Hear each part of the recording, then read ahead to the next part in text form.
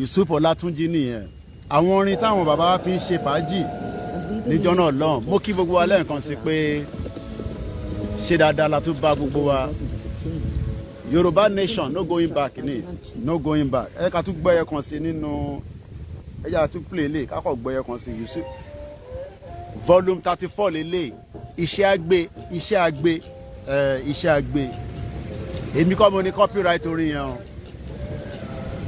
kákọ̀ fi gbádùn ẹ̀ ni mò ń bọ̀ a ṣe ń set up ni kọ́lọ́n jẹ́ kí wẹ́dà gbádùn òjò ń rọ̀ látijọ́ ẹ̀ lórí ní London ní England mo kí gbogbo alẹ́ nǹkan sí Àkàlàmàgò TV mo kí ẹ dáadáa ìṣèpá yìí náà máa ń gbádùn Ọlátúnjí ìyá kí ni mo fi ṣe báyìí irọ́ mo fi pin ẹ̀ mọ́lẹ̀ ni bóyá pin comment ẹ̀ mọ́lẹ̀ àwọn orin táwọn bàbá wa fi ń ṣe fàájì ǹjẹ́ ṣe ń ríru fàájì bẹ́ẹ̀ ṣe ọmọ Yorùbá gbọ̀ngàn mo fẹ́ bá sọ̀rọ̀ èmi ò bá ọmọ Ìgbò sọ̀rọ̀ mo bá ọmọ Haúsá sọ̀rọ̀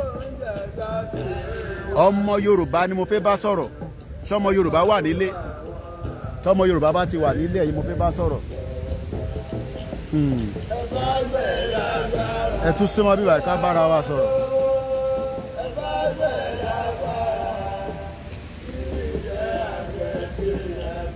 ọmọ Yorùbá là ń bá sọ̀rọ̀ àbọ̀mọ Haúsá sọ̀rọ̀ àdẹ̀ bá Ìgbìrà sọ̀rọ̀ ìwọ tó bá jẹ́ ọmọ ọkọ Yorùbá tó ń wo gbogbo tó ń lọ lọ́wọ́lọ́wọ́ báyìí tó bá kàn ẹ́ wàá súnmọ́ bí kájọ sọ.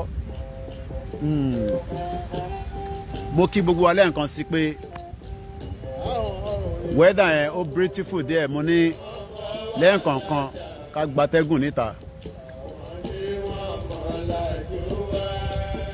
Yusuf Ọlátúnjí ló ń dún lọ́wọ́lọ́wọ́ volume 34 lélẹ̀ volume 34 fẹ́yìn tẹ́ bá ń gbọ́ Yusuf Ọlátúnjí kọ́lọ́n foríjì àwọn alájà wa àwọn alájì àwọn pásítọ̀ àwọn mùsùlùmí àwọn oníṣẹ̀ṣe gbogbo èèyàn ló máa ń gbọ́ Yusuf Ọlátúnjí tó o bá sí lára àwọn tó ń gbọ́ Yusuf Ọlátúnjí o mọ bó ṣe ń lọ nìyẹn kò ń ṣàwọn orin jágbajàgba tó ń kọ lẹ́nujọ́ mẹ́ta yìí. Campaign for Yoruba nation gbogbo ẹ̀ náà là ń wò lọ́tún lọ́sì ọ̀rọ̀ Nàìjíríà bẹ́ẹ̀ ṣe ń wò lèmi náà ń wò bí wọn náà ṣe ń wò lèmi náà ń wò mo máa kí gbogbo yín pé ẹ káàbọ̀ sórí ètò ṣé dáadáa ni mo bá yín Koiki Media bringing the world closer to your doorstep bàbá Yorùbá nation èmi ò níṣẹ́ méjì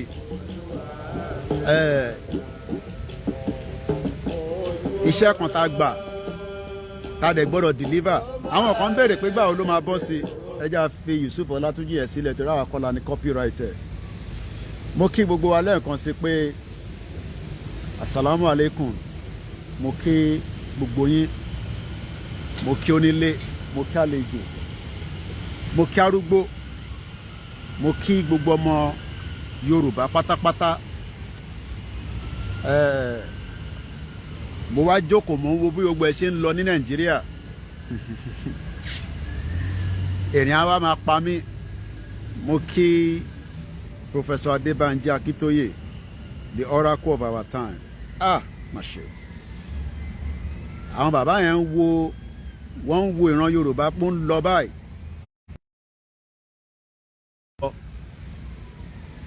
kábàkàbà kóbokòbo ni wọ́n gbé dání ní Nàìjíríà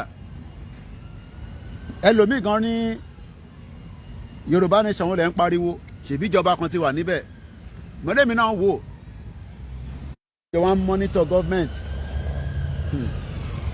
fẹ́lá máa ní government come government go àbí bẹ́ẹ̀ kọ́ ló máa ń sọ mo kiri gbogbo ẹ̀yin lólùfẹ́ wa ẹ jẹ́ àjọ anthem wa sí ká bára wa sọ̀rọ̀ fún bí ábí wákàtí méjì sí mẹ́ta tó bá possible bọ́lọ̀ ń jẹ́ kí Elédùmarè kó jẹ́ kí wẹ́dà yẹn kó hold advert náà lọ́wọ́ lórí YouTube ó yá gbóhùn sókè.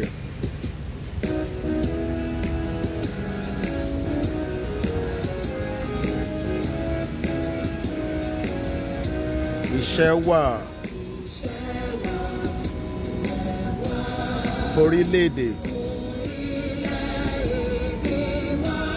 ẹ jẹ́ ká gbé ga ká gbé ga ká gbé ga ìgbàgbọ́ o láti bí ẹrú ẹ jẹ́ ká ṣiṣẹ́ ká ṣiṣẹ́ ká ṣiṣẹ́ ìṣọ̀kan ní kẹjẹ́ tẹ̀síwájú ọ̀pọ̀ ire àtòhun ọmọ Odùduwà bọ́ sí ipò ìwọ ni ìmọ́lẹ̀ ògo adúláwọ̀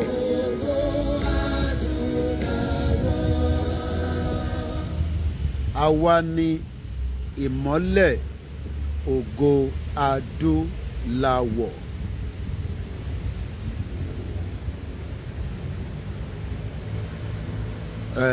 Mo kí gbogbo wa lẹ́ẹ̀kan sí pé a very good evening, good afternoon. Mo kí gbogbo ọmọ Yorùbá níbikíbi tẹ́ bá wà. Mo kí wa tológun tológun. Mo kí ní Ifọ̀. Mo kí ní gbogbo 191 local government tó ń bẹ ní ilẹ̀ Yorùbá. Ọmọ Yorùbá ni mo fẹ́ bá sọ̀rọ̀. Ọmọ Yorùbá tó fẹ́ gbọ́, kò ń ṣe gbogbo ọmọ Yorùbá là ń bá sọ̀rọ̀. Torí tá bá náà ń bá gbogbo ọmọ Yorùbá sọ̀rọ̀, à ń waste time ara wa. Mo kí bàbá wa Adéníyì. Mo kí lórí Instagram. Mo kí lórí TikTok. A wà lórí Facebook. A lè wà lórí YouTube. Mo kí gbogbo ẹgbẹ́ kọ̀ọ̀kan látòrí Central Office lábẹ́ bàbá wa Òkèbí ọ̀run kò sí.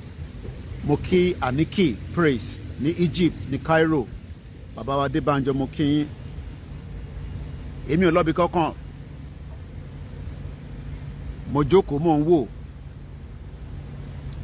Àbí àwa ní time. Ǹjẹ́ yín ní time pẹ̀lú gọ́ọ̀mẹ̀ntì tó wà lọ́wọ́lọ́wọ́ àbí ibi tó ń pè ní Nàìjíríà? Èmi ní time. Ìlú òyìnbó ni mo wà. Mo ní gbogbo time lórí ìrìn àjò yìí torí mo ti lọ study sí díẹ̀. Mo tún ti lọ káwọn ẹ̀kọ́ díẹ̀ sí. Mo wá rí i pé àwa nìkan kọ́ là ń béèrè pé a fẹ́ lọ nínú ìlú kan. Àwa kọ́ la máa jẹ́ the first. Tó bá ń tẹ̀lé mi dáadáa, mo kí yín lórí TikTok.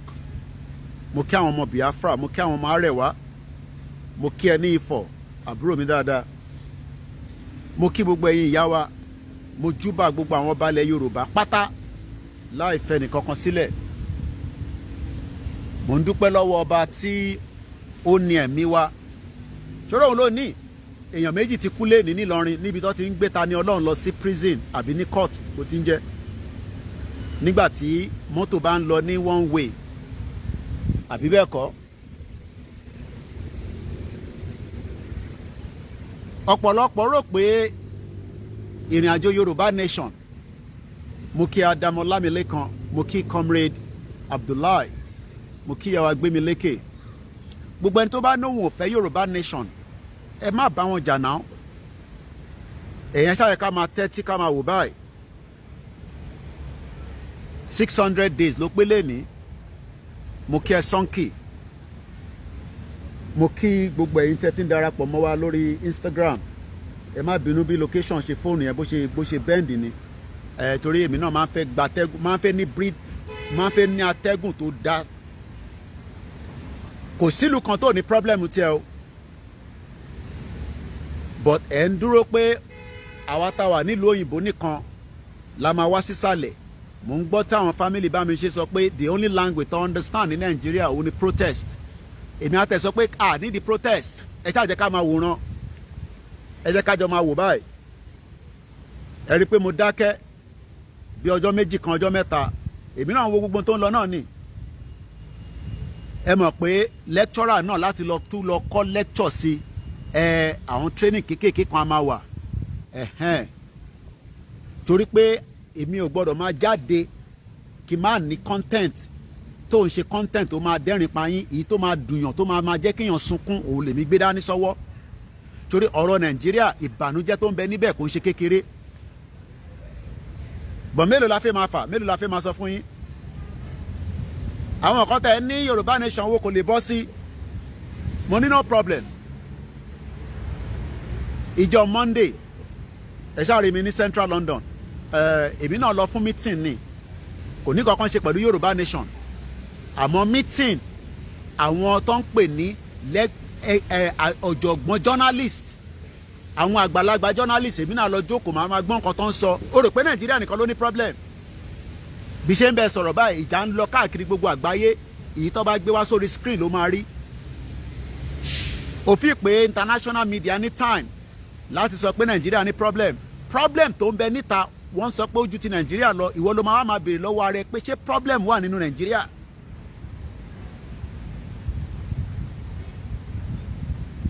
There's a lot happening. Ẹni bá ṣẹ̀dé ní ìlú òyìnbó mo kí n pé ẹ káàbọ̀ tẹ́ wá darapọ̀ mọ́ wa ẹ ṣáà make sure pé ṣiṣẹ́ dáadáa kẹ́ fi jẹ́ káwọn tó wà nílé kó lè survive. Mo wá rí i pé orí ritual everything ń ṣẹlẹ̀ ní Nàìjíríà. I've been very quiet because èmi náà ń kọ́gbọ́n 3 years ago wọ́n ní bàbá yìí kí ló lè jókòó sí ìlú òyìnbó kó máa dictate fún wa náà kí ló ń ṣe ó máa wá sí Nàìjíríà kájọ ṣe mo ní gbogbo time torí pé àwa nìkan kọ́ là ń béèrè fún self determination kò ń ṣe tán máa ń fúnyàn lọ́fẹ̀ẹ́ àwọn Biafra kú palẹ̀ mọ́ ní Finland lọ́la àti ní Saturday wọ́n máa host referendum wọn níbẹ̀ àwọn kan tẹ̀ ní wọ́n ti ní embassy mo ní wọ́n ní láti ní embassy but wọ́n ti ní structure tó fi operate in táwa gbé dání àti tí Biafra gbé dání it's the same thing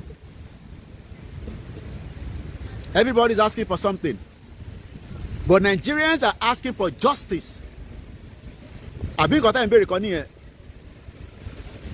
Nigerians are asking for justice mo kíyàwó Àjọkẹ́ Ọmọníyì mo fi tọ̀wọ̀tọ̀wọ̀ dárúkọ yín mà mo kí gbogbo àwọn tó ń bẹ níjẹ̀bú Òde mo kí gbogbo àwọn followers wa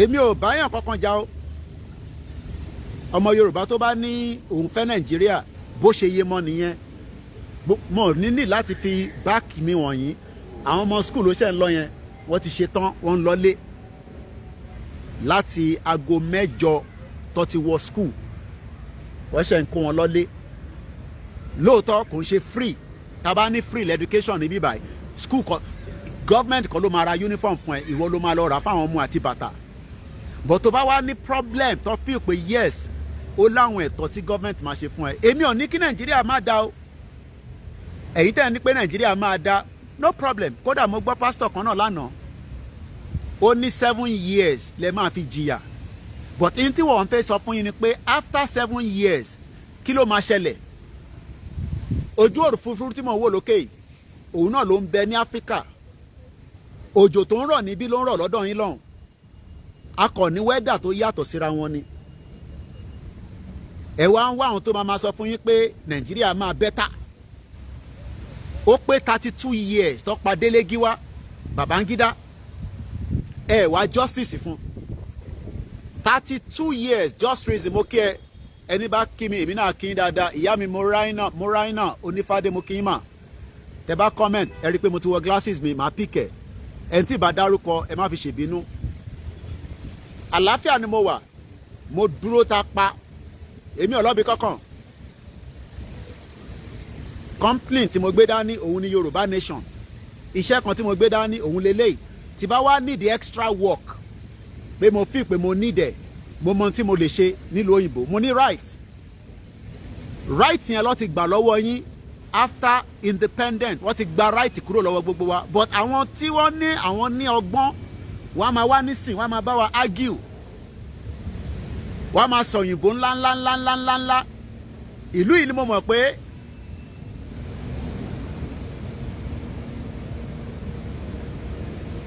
ìwọ ló máa sọ fún mi kí n keep Yorùbá out of Biafra o ní láti wà lórí platform mi born bastard nìyẹn àwọn olùṣẹ́ ọmọ Yorùbá nìyẹn àná ọmọ Yorùbá gidi mò ń bá sọ̀rọ̀ born bastard ó ní kémi yọ Biafra kúrò nínú struggle olùṣì àwọn wèrè born bastard.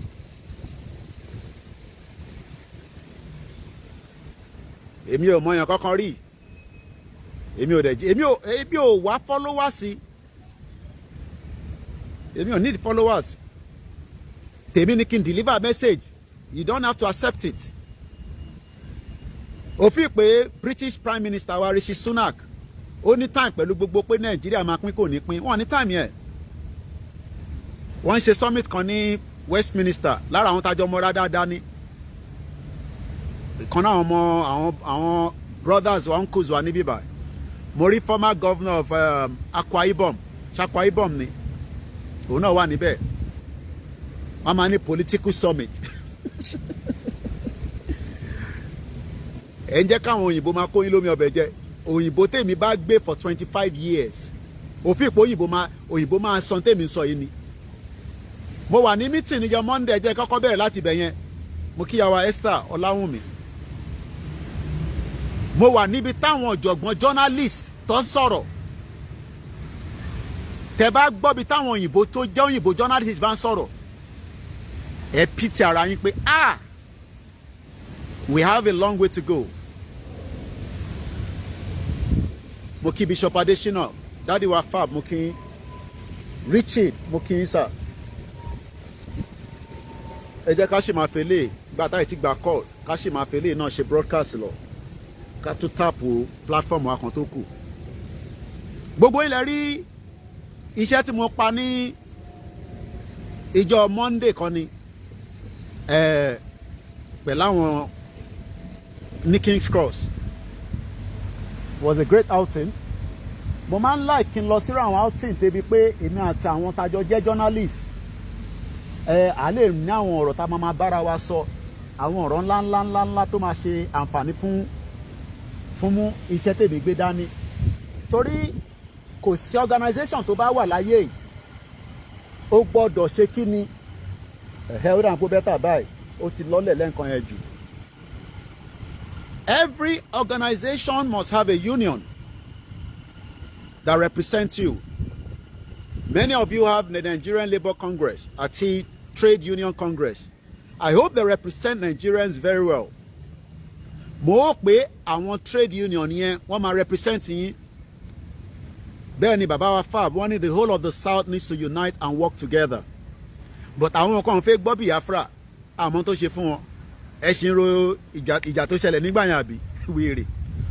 Àwọn Haúsá wá dì pẹ̀lú yín dáadáa. Mo ń gbọ́ pé wọ́n náà ń pa yín ní ìwé lérí gbogbo bẹ̀yẹn kọ́ ni mo sì fi lọ. Ẹ jẹ́ n kọ́kọ́ fún yín ní ẹ̀gbọ́n mi Yẹmí Fátókẹ́ mo kí yín. Ẹ jẹ́ n kọ́kọ́ fún yín ní understanding tí mo present níjọ́ Monday. Gbogbo ẹ̀kọ́ ni máa sọ fún yín.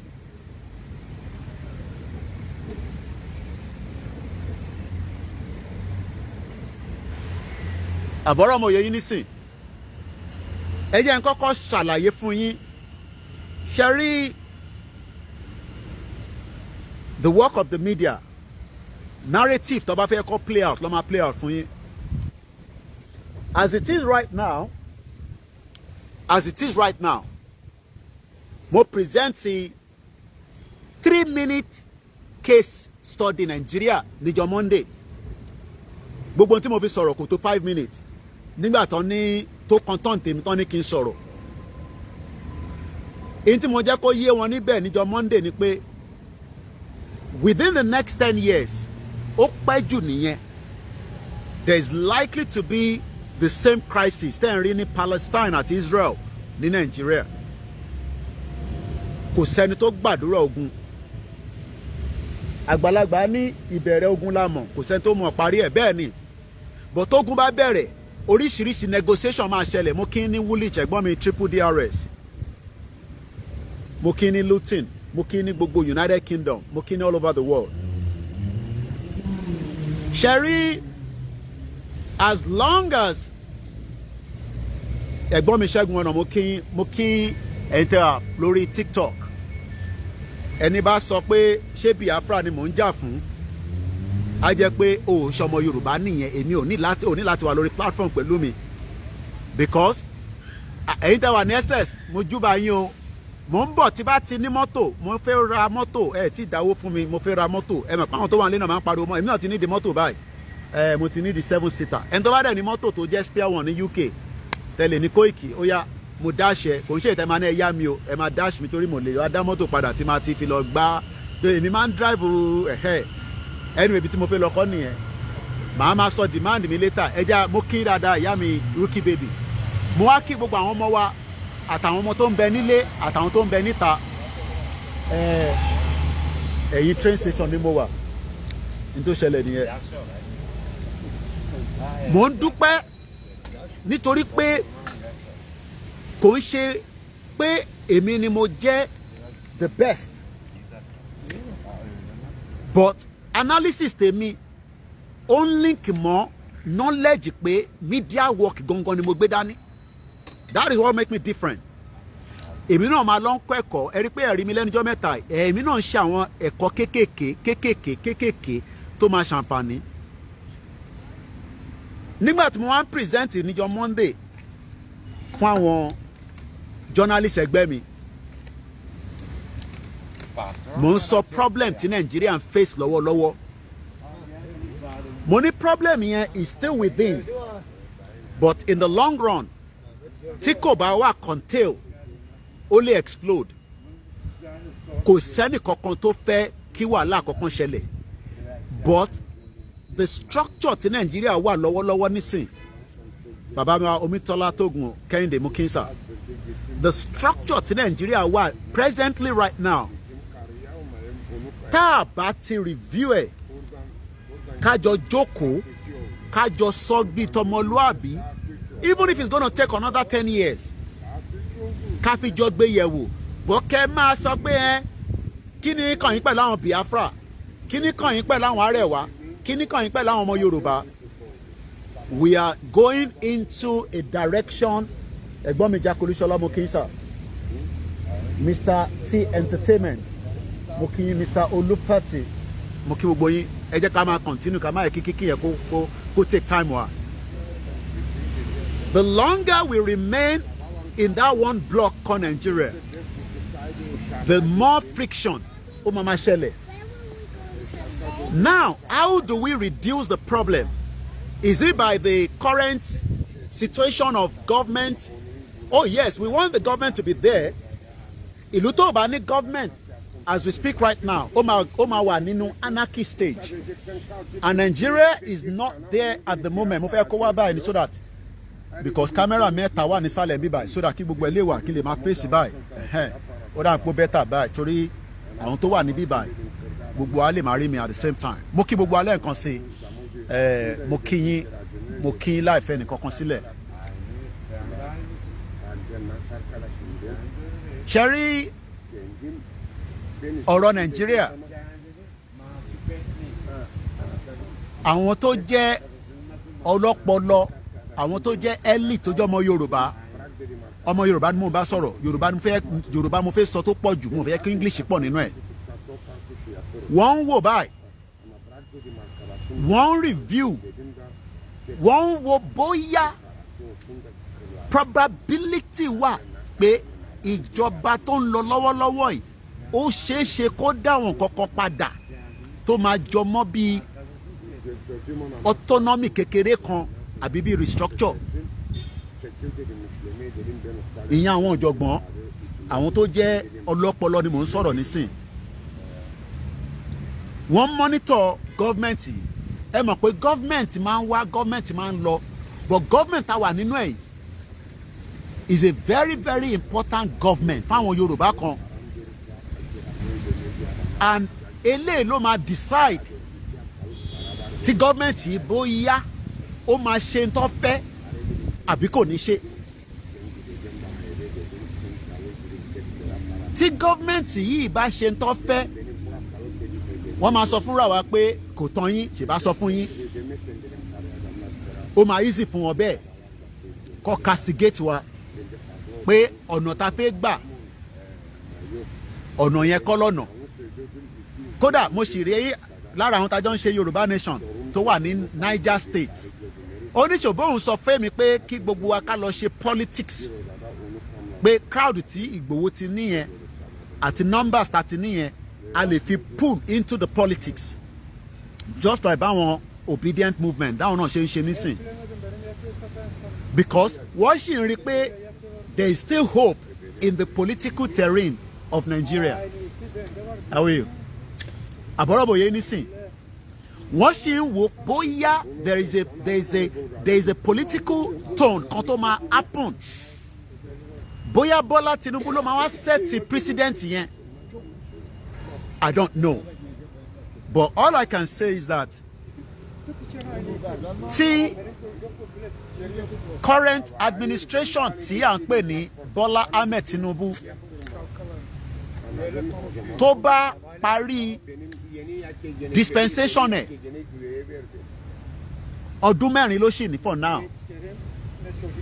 tó bá fún ní ticket á lọ fún second term subject to pé tó bá fún ní ticket ṣẹ́rí ibi táwọn ọmọ Yorùbá máa ti gbé voice sókè ju àwa lọ nísìnyí pé tí gọ́ọ̀mẹ̀ntì bá lọ ṣe tán ìyẹn gọ́ọ̀mẹ̀ntì tó ń lọ lọ́wọ́lọ́wọ́ yìí tí wọ́n bá rí irú result tó ń fẹ́ wọ́n máa ask for a total disintegration of Nigeria. ẹ má wọrí àwọn kan ń sọ tí wọ́n ní ara tá à ń sọ nìyẹn èdè tó ń sọ yẹn nísìnyí wọ́n ọ̀gbọ́n tèmi náà sèmi náà àjọgbọ́ra wáyé. ṣe rí àwọn tó jẹ́ kákọ́sí elders of Yoruba people tó accept pé kí Yorùbá kó pín nísìn expectation wọn ni pé Tinubu máa dá government Nàìjíríà padà sí in tó máa favour gbogbo wa. That is one of their expectations. Pé Bọ́lá Tinubu government yìí kò ní ṣẹlẹ̀ straight away because Tinubu is still trying to balance the situation. But the expectation is pé Tinubu máa dá ìjọba yìí padà sí a bit of regional government. Let me even point it out like this. Even tí Tinubu bá dá padà sí regional government, ẹ jẹ́ kí helicopter yẹn kó kọjá.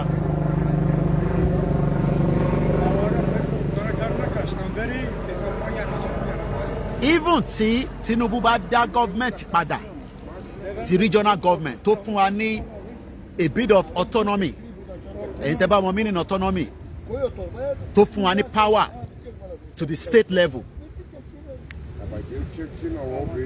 ṣé mọ̀ pé the same thing tí Tinubu bá ṣe yẹn tí the next government bá dé kí lè rò kó máa ṣe ṣó wọ́n máa secure in it because gbogbo tí Tinubu fẹ́ ṣe nísìn ó fẹ́ bring a trajectory Nigeria pé kó balance ká wà ní fair game so that kí ó má pọ̀ síbì kan.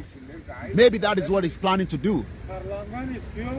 But Tinubu only has a limited time to be able to do such. Tí Tinubu bá wá ṣe tán, kí lè rò kó máa ṣẹlẹ̀ tí the next government bá dé? Number one. Mo kojú ní bẹ̀rẹ̀ o tójọba ti bẹ̀rẹ̀ a máa pa broadcast yẹn torí àwọn phones wa. Tí Tinubu bá ṣe àbọ̀rọ̀mọ̀yé yín nísìn tí Tinubu bá ṣe ǹjẹ́ the next government tó ń bọ̀ tí kò sẹ́ni kankan tó lè find out bóyá APC ló ń padà bọ̀ ni bóyá PDP ló ń bọ̀ ni even Peter Obi ló ń bọ̀ padà. The chances of the new political terrain tó ń lọ ní Nàìjíríà nísìn the game is going to change in 2027 because the country is so divided within the political terrain already. So chances pé Bọ́lá Tinubu fúnra rẹ̀ nǹkan sef bó lè wọlé after 4 years again ó slim and we know that because tẹ́ bá wo election tó parí ní this February tó ṣe ṣe mọ̀ pé the vote was divided into 3. The vote ìyẹn ìbò tó dì was divided into 3. Nínú ẹ̀ ni Peter Obi ti mú tiẹ̀ nínú ẹ̀ l'Atiku ti mú tiẹ̀ nínú ẹ̀ ni Tinubu ti mú tọ̀dọ̀ tiẹ̀. Tá bá calculate gbogbo àwọn tó lọ vote ní Nàìjíríà gbogbo wọn pátápátá wọ̀ tó 40 million.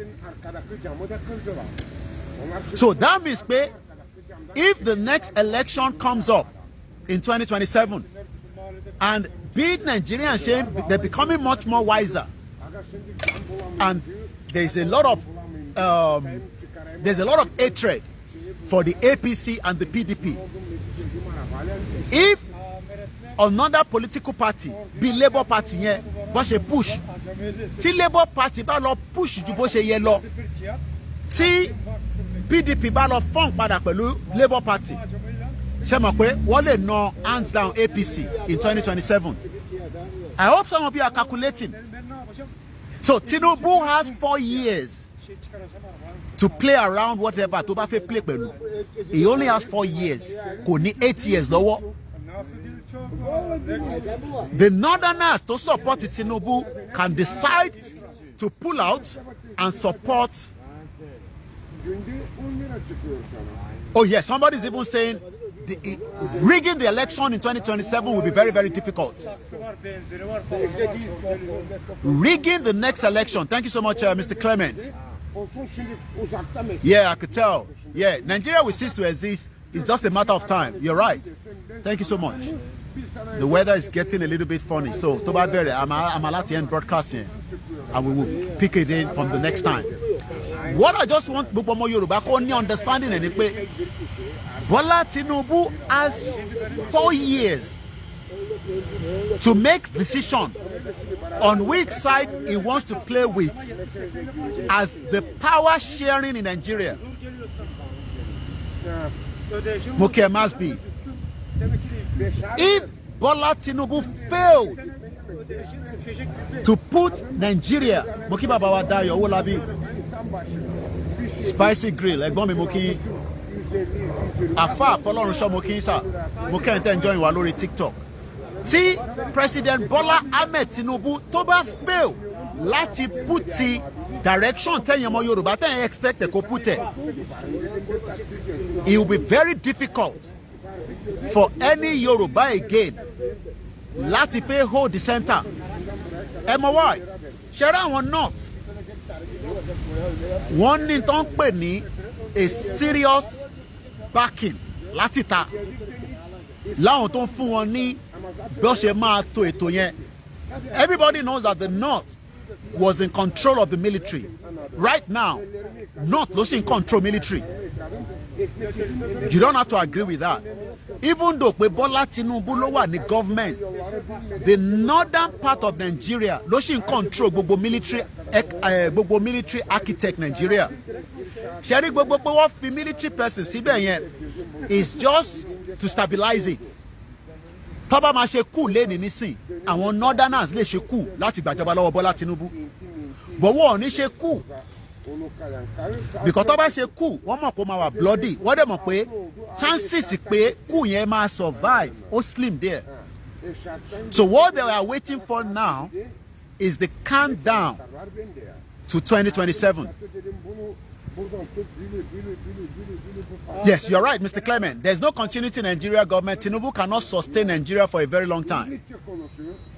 I am not talking about, the Mutin File Udoyen. So I'm going to end broadcasting. So I'm going to be part 2 because Mutin File Udoyen de Febere. So that shows. Sherry, well, I'm not talking about the current currency of Nigeria today. I am talking about the whole structure of Nigeria. Bola Tinubu knows the game. Oh no, I'm not game here. But is he going to be honest? Ijoma ni honesty pẹ̀lú àwọn ọmọ Yorùbá láti fún yín ní nǹkan tẹ́ fẹ́ gangan. Sherry Ntefe is not to have the president as the center. Ntefe ni pé kí Bola Tinubu kó dá power padà sílẹ̀ Yorùbá. Tí Bola Tinubu bá ti lè fail láti dá power padà, that means that the country trajectory is going to go another direction.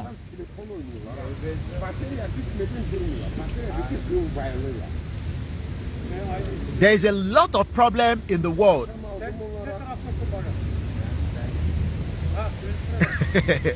Òjò yẹn tí mo ti ń filẹ̀, bọ̀ ó dìgbà tí bá rí pé ó drop dáadáa la máa pa broadcast. train tó ń lọ yẹn nísìn ó ń gbẹ́rù lọ ni o ọlọ́run mọ tó ń kágò tó ń gbé lọ bẹ́ẹ̀ nísìn.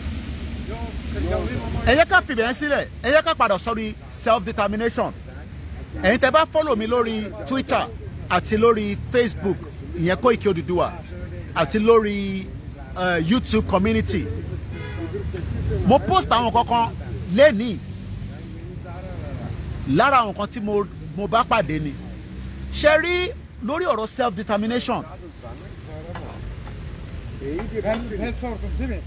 They are going to play our mind. ẹ mọ̀ tí West ń ṣe fún wa nísìn wọ́n ń sọ fún wa pé ká stabilize Nigeria kó wà stabilize as long as tí kò bá ti sí problem ní Nigeria I mean tí bá ní problem pé kò sí any awuyewuye gbàgbós the country is still okay to continue. wọ́n lè continue Nigeria like that for the next 30 years 20 years. But what they're expecting me and you is to continue to say that we want that self-determination. And I'm talking from the engagement Timoni Nijo Monday, pẹ̀lú journalists lele. Because in terms of it, are we still in the movement? Money, yes. One key evidence based pé a ṣì ń ṣe movement. Ẹgbọ́n mi dáadáa, àwọn journalists ló ń béèrè lọ́wọ́ mi bẹ́ẹ̀. Kọ̀tẹ́bá náà ṣì ń ṣe Yoruba nation movement. What can be used to gauge it? Kí la fẹ́ fi gauge pa ń ṣe Yoruba nation? Okay, à ń bára wa sọ̀rọ̀ lórí social media. Okay, that's fine. What more are we doing as part of the engagement? Tala engage. Kí ni nǹkan tá à ń ṣe? Ṣé rí engagement kò lè wá ju inú Nàìjíríà lọ. Ṣé rí engagement tó bá wá láti ta is just to showcase it. The real engagement of Yoruba nation gangan inú Nàìjíríà gangan ló láti jáde. Ṣé rí gbogbo ilé tá à ń ṣe tá wà níta tá à ń sọ̀rọ̀ tá à ń the real engagement. Ẹ̀gbọ́n mi just reason it that is the factor yeah. Sorry. That is the factor used to measure the engagement of the movement with the people. The journalists were asking me questions. I'm not going to give you all the details of what we discussed, but in turn, kini engagement presently. I briefed them about Igbowo. I briefed them about Baba Akintoye. It's not today, but every time we go for that kind of meeting, we continue to give them update. Olukaluku náà ni oni àwọn ẹlòmíì ibi iṣẹ́ wọn ló ti ń fún wọn ní stress. Olukaluku ló ní, every journalist has, different things tó máa ń gbé wá síwájú àwọn panel. But lágbára Elédùmarè, from my own side, I will continue to engage all the journalists tí mo jẹ́ member union. The reason for that is that èmi ń prepare mind wọn sílẹ̀. Mo ń prepare mind wọn sílẹ̀. Reason that ṣe ń prepare mind wọn sílẹ̀ ni pé because nobody knows what is going to happen. Sherry,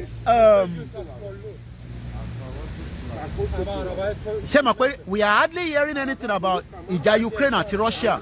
Not that it's not there.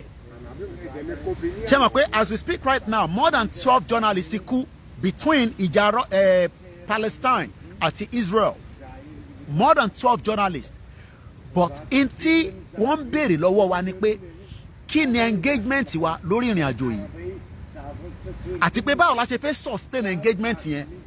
Because the biggest thing láti lè sustain movement òun ni pé tí movement yẹn ò bá ti lè kú, tí movement yẹn ò dẹ̀ die, tí kò wá sísàlẹ̀, tó fà wá sísàlẹ̀, we are still a voice that the world will listen to.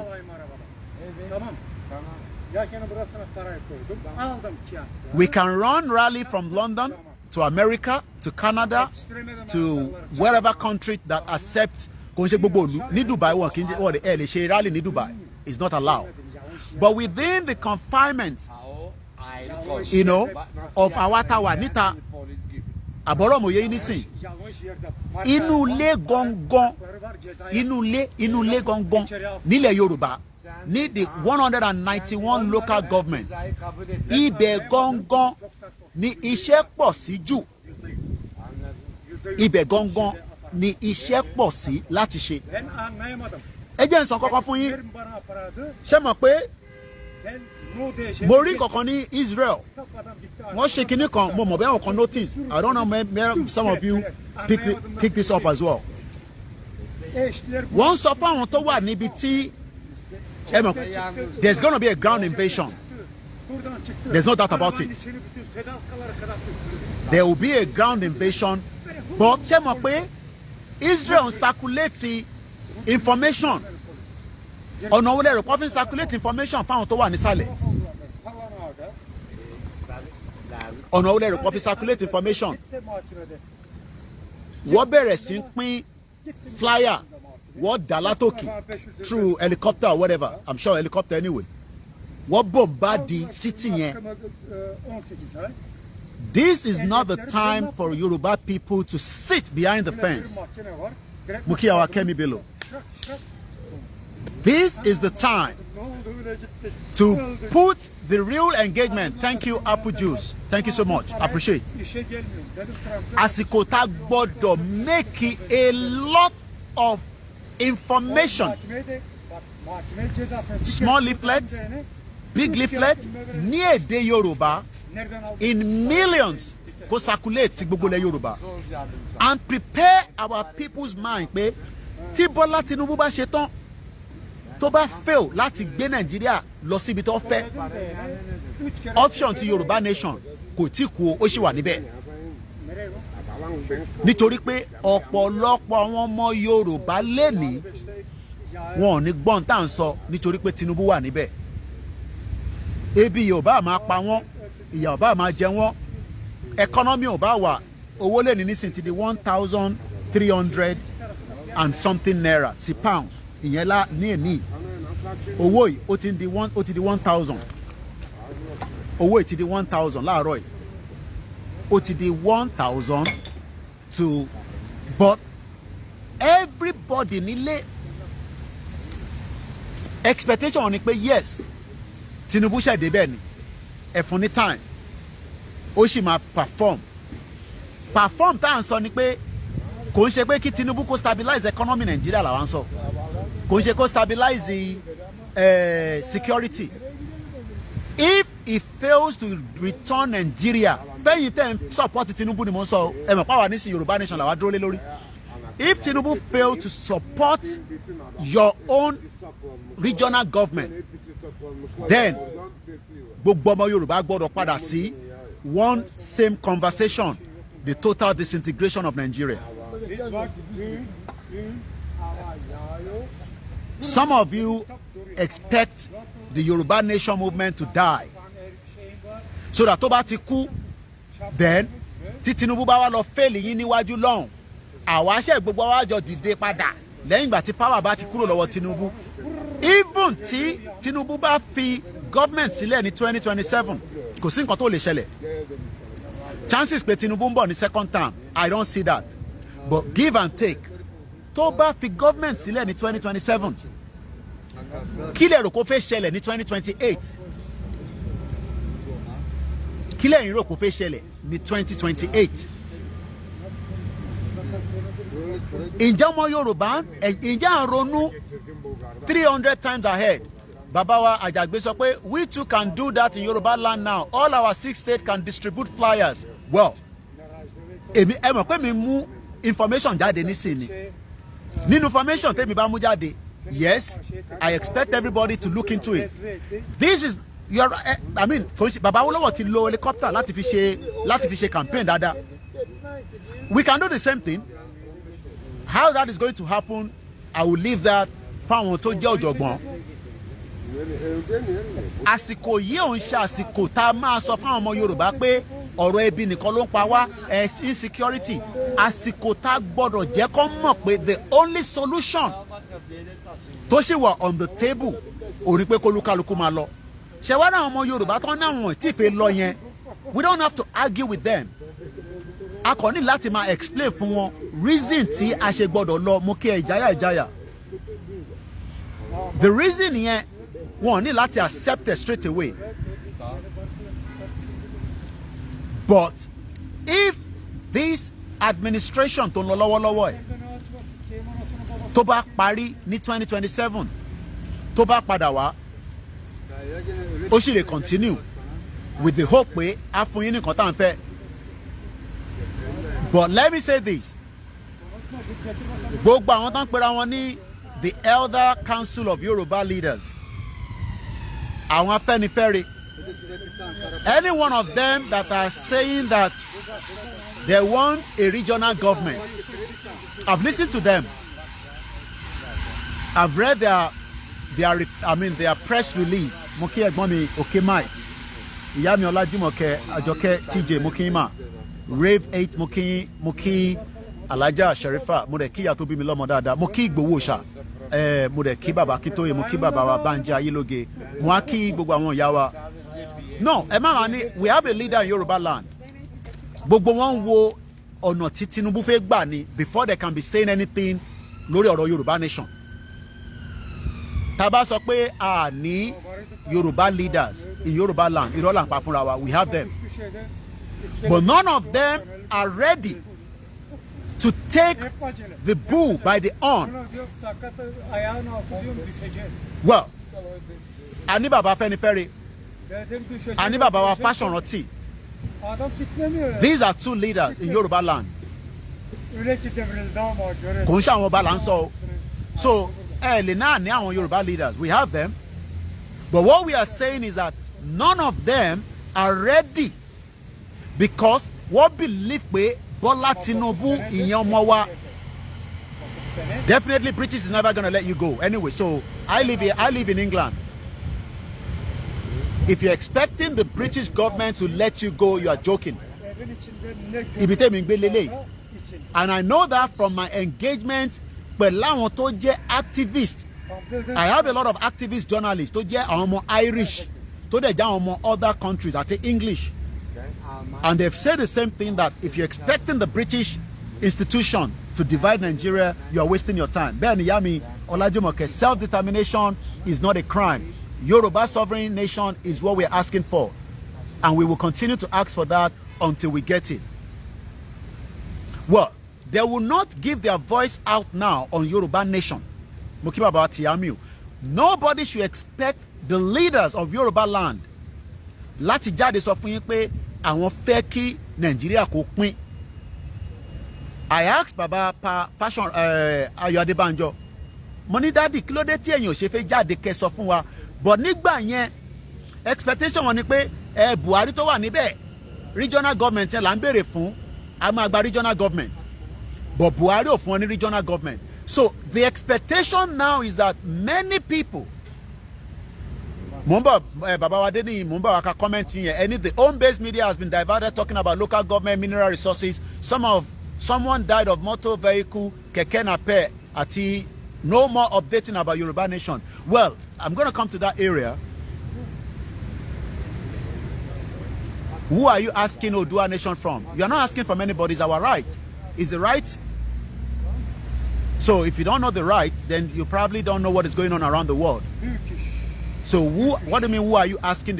You don't ask for Yoruba nation, you don't ask for Odua nation. It is our right, but the right has to be given from the constitution that we don't have, because constitution in Nigeria for any referendum. So nobody's going to give it to you, but we have to put the pressure on the Yoruba leaders, which are the politicians. When I mean the leaders, the politician rather.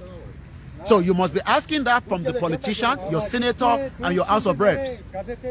Mo control láti jẹ́ kó jẹ́ engagement ni o. I shouldn't be reading the comments without, it's continue about a presentation, about a comment, it kind of distract. But when people are asking questions, it is because you don't know. So the word that who are you asking for? We are not asking. United Nations doesn't give you a country. United Nations is not going to give any country. So the only people that will give you a country is Awarawa. But as we speak right now, Teba lọ sí Lagos State, Sanwo-Olu already láti fẹ́ bá yín discuss the right to self-determination, because Sanwo-Olu is running a government under the APC. Ẹjẹ̀ túbẹ̀ yẹn sọ fún yín, mo kí bàbá wa Jacob. Sanwo-Olu, Babajide Sanwo-Olu, His Excellency, the governor of Lagos State, is not going to be talking to you on self-determination. You can be a place where can we download the Yoruba Nation application? What application?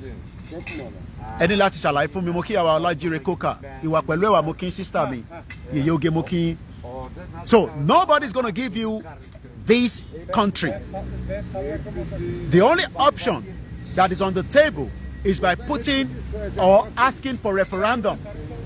And the 1999 Constitution does not have the power to allow a referendum. A referendum was given to the Scottish people in 2016. Is a yes or no answer. Do you want to remain as part of the UK? Yes, no. 2 million people voted for yes, while 1.6 million people voted for no. But as we speak right now, the only option that we have to be able to move the movement forward is to continue to highlight one thing: self-determination. Self-determination yàtọ̀ sí regional government. Tẹ́bá regional government, which is what Yoruba people are waiting for. Expectation gbogbo ọmọ Yorùbá ni pé Bọ́lá Tinubu máa fún yín ní regional government. And I'm not which app ẹni láti ṣàlàyé app wo ṣe radio app àwọn tá à ń sọ àwọn ìlànà radio app àbí the radio app for Yoruba Nation ẹ bá ti lọ sórí Play Store. I think we have about 4. I'm going to do a presentation on that. Mo ní láti fún yín ní gbogbo bí tẹ́tí lè download the àwọn apps àwọn orúkọ radio yẹn kò sí lórí mi nísìn. So if it's for the radio Yoruba Nation ẹ lọ sórí Play Store. Àwọn ìlànà US, àwọn Canada, we have online radio station and we also have the shortwave. People want the FM, but the government of the day or the previous government tabari FM station yẹn, even if it's Kilongwe, pirate, wale destroy it. So, but the only way we can continue is what we are doing right now with the little engagement. So we hope that one day more people will get the traction. But more people will get the traction after Bola Tinubu failed you. But Bola Tinubu is failing, so if they accept the self-determination. But the moment that Bola Tinubu failed, I'm not talking about failed in putting Nigeria back to where it's meant to be. That is if Nigeria is going to go to where it's going to be anyway. I'm talking about Bola Tinubu, the president, the party failing to fún ní regional government, to fún ní autonomy. Then many of you will have no other option than to fall back for the Yoruba Nation. So, but moving forward, don't expect Sanwo-Olu, the current governor of Lagos State, don't expect him to tell you self-determination is the way forward. Sanwo-Olu is running a government, quote and unquote. He's trying to put Lagos State in the map. He's trying to decongest Lagos State and put the infrastructure in place. He needs a lot of money as well. Sanwo-Olu will get more support from the center. I'm talking about Bola Tinubu now because Yoruba sí Yoruba ni. Àwọn kan mi wà tí Tinubu tí Sanwo-Olu fẹ́ ṣe tí wọ̀ fún láyè nígbà tí Buhari wà níbẹ̀. Tinubu máa fún ní àyè nísìn. Tí bá dẹ̀ tí ń sọ pé Sanwo-Olu is the same thing ni mo replicate lọ sí Ogun State, Ọ̀yọ́ State, Ondo State, Osun State, Ekiti State, Kwara State, Kogi State. So even if I don't mention those states, Tibatin Law reference pé Sanwo-Olu, it goes to Seyi Makinde, it goes to Dapo Abiodun, Oyebanji, Adeleke, Kwara State. Yaya Bello is going anyway, so there's going to be election in Kogi State in November 11. I think many tombo. But the question gongon tí gbogbo ọmọ Yorùbá fẹ́ mọ̀ ni pé tí Tinubu bá fún wa ní regional government, is that more than enough? Well, let me put it this way. We had the same regional government from 1950 something títí dégbà tí regional government yẹn tó collapse. Nígbà tí wọ́n sign fún engagement bí wọ́n ṣe fẹ́ dá wa padà sí independent ìyẹn ní UK ní bíbá ní Lancaster House. In tí wọ́n agree was a regional government. Wọ́n ní ẹ fún wọn ní regional government so that they can live side by side. Kólúkálukú lọ manage region ẹ̀. That regional government has collapsed. So today, the regional government more. This Moki Mommy wa grandma Dúpẹ́ Agboola Ekaboma. Okay, ìyá mi Ọlájírè sọ pé from 1952 to 1959, we had the regional government. Ìgbà yẹn la máa ń gbọ́ nǹkan dá nílẹ̀ Yorùbá, Awólọ́wọ̀, owó kòkó, kódà the Nigerian High Commission tó wà ní London. From 1951 to 1963, whatever it was at the time, this is what a lot of Yoruba people is expecting Bola Tinubu to do. The question now is, I could be wrong, but for me, I'm talking about personally, I don't see Bola Tinubu returning the Yoruba people to that regional government. And I know my reason for that, but I can be wrong. But right now, looking at the basic of how things are right now, Mukiba Baba Perus, Bola Tinubu, the president of the Federal Republic of Nigeria, wants to stabilize Nigeria. Nigeria is really in a mess. Nigeria currently in a big mess. Ó kàn fẹ́ stabilize it. Torí pé wọ́n fẹ́ jẹ́ kí wàhálà ṣẹlẹ̀. Tí wàhálà bá ṣẹlẹ̀ nínú Nigeria lọ́wọ́lọ́wọ́ nísìn, ó máa affect the global community. So Bola Tinubu is like another person tó tún gbé wá láti stable Nigeria. Mokimo Grandma Felicia Jagbe. Wọ́n fẹ́ jẹ́ kó stable for the next 8 years. Kó lè mọ tó máa ṣe lórí Nigeria.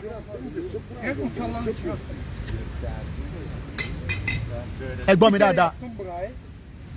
Ẹ gbọ́ mi dáadáa. Ṣé rí Bola Tinubu tó wà níbẹ̀ lọ́wọ́lọ́wọ́ nísìn is there so that they can stabilize Nigeria, so that Nigeria will need to see the same direction then really Israel àti Palestine. And I'm not joking, because tabanika dájà lẹ sílẹ̀ nísìn. Ṣé mọ̀ pé tabadájà lẹ nísìn. Mo kí bàbá Benjamin ẹ ṣé gan ni bàbá wa ọmọọba wọ́n ní he cannot do that. It is Nigerian president, not a regional bloc leader. Okay, ẹ ṣé gan ni sir. Bàbá wa Sunday ni keep dreaming. Tinubu can't do shit. Okay, èmi ò tẹ̀sán kó máa do shit anyway. So èmi ń sọ tèmi pé Tinubu cannot do anything anyway.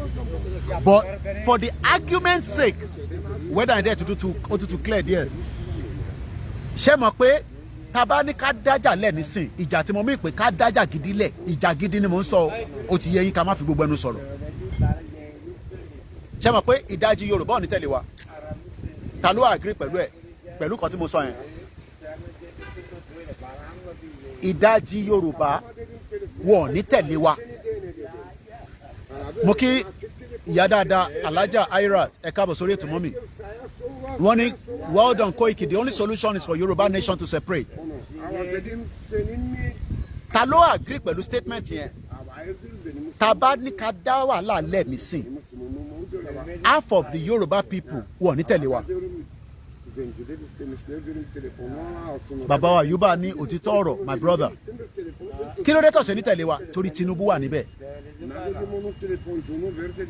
They are not. So, hey, happy birthday, Yami Grace, Olusoto, àti gbogbo ẹni tẹ́ ń ṣe birthday ní month.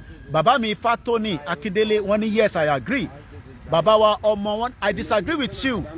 They're with no choice but to support us. They will have no choice but to support. No, they're not going to support us. Sherry, ẹ má máa jẹ́ ká fi irọ́ fi bára wa sọ̀rọ̀. Mo kí dádì wa Benjamin Adumati, ẹ ṣé gan ni sir. Mo kí Grandma Comfort Adeleye, Yakubu mo kí yín sir.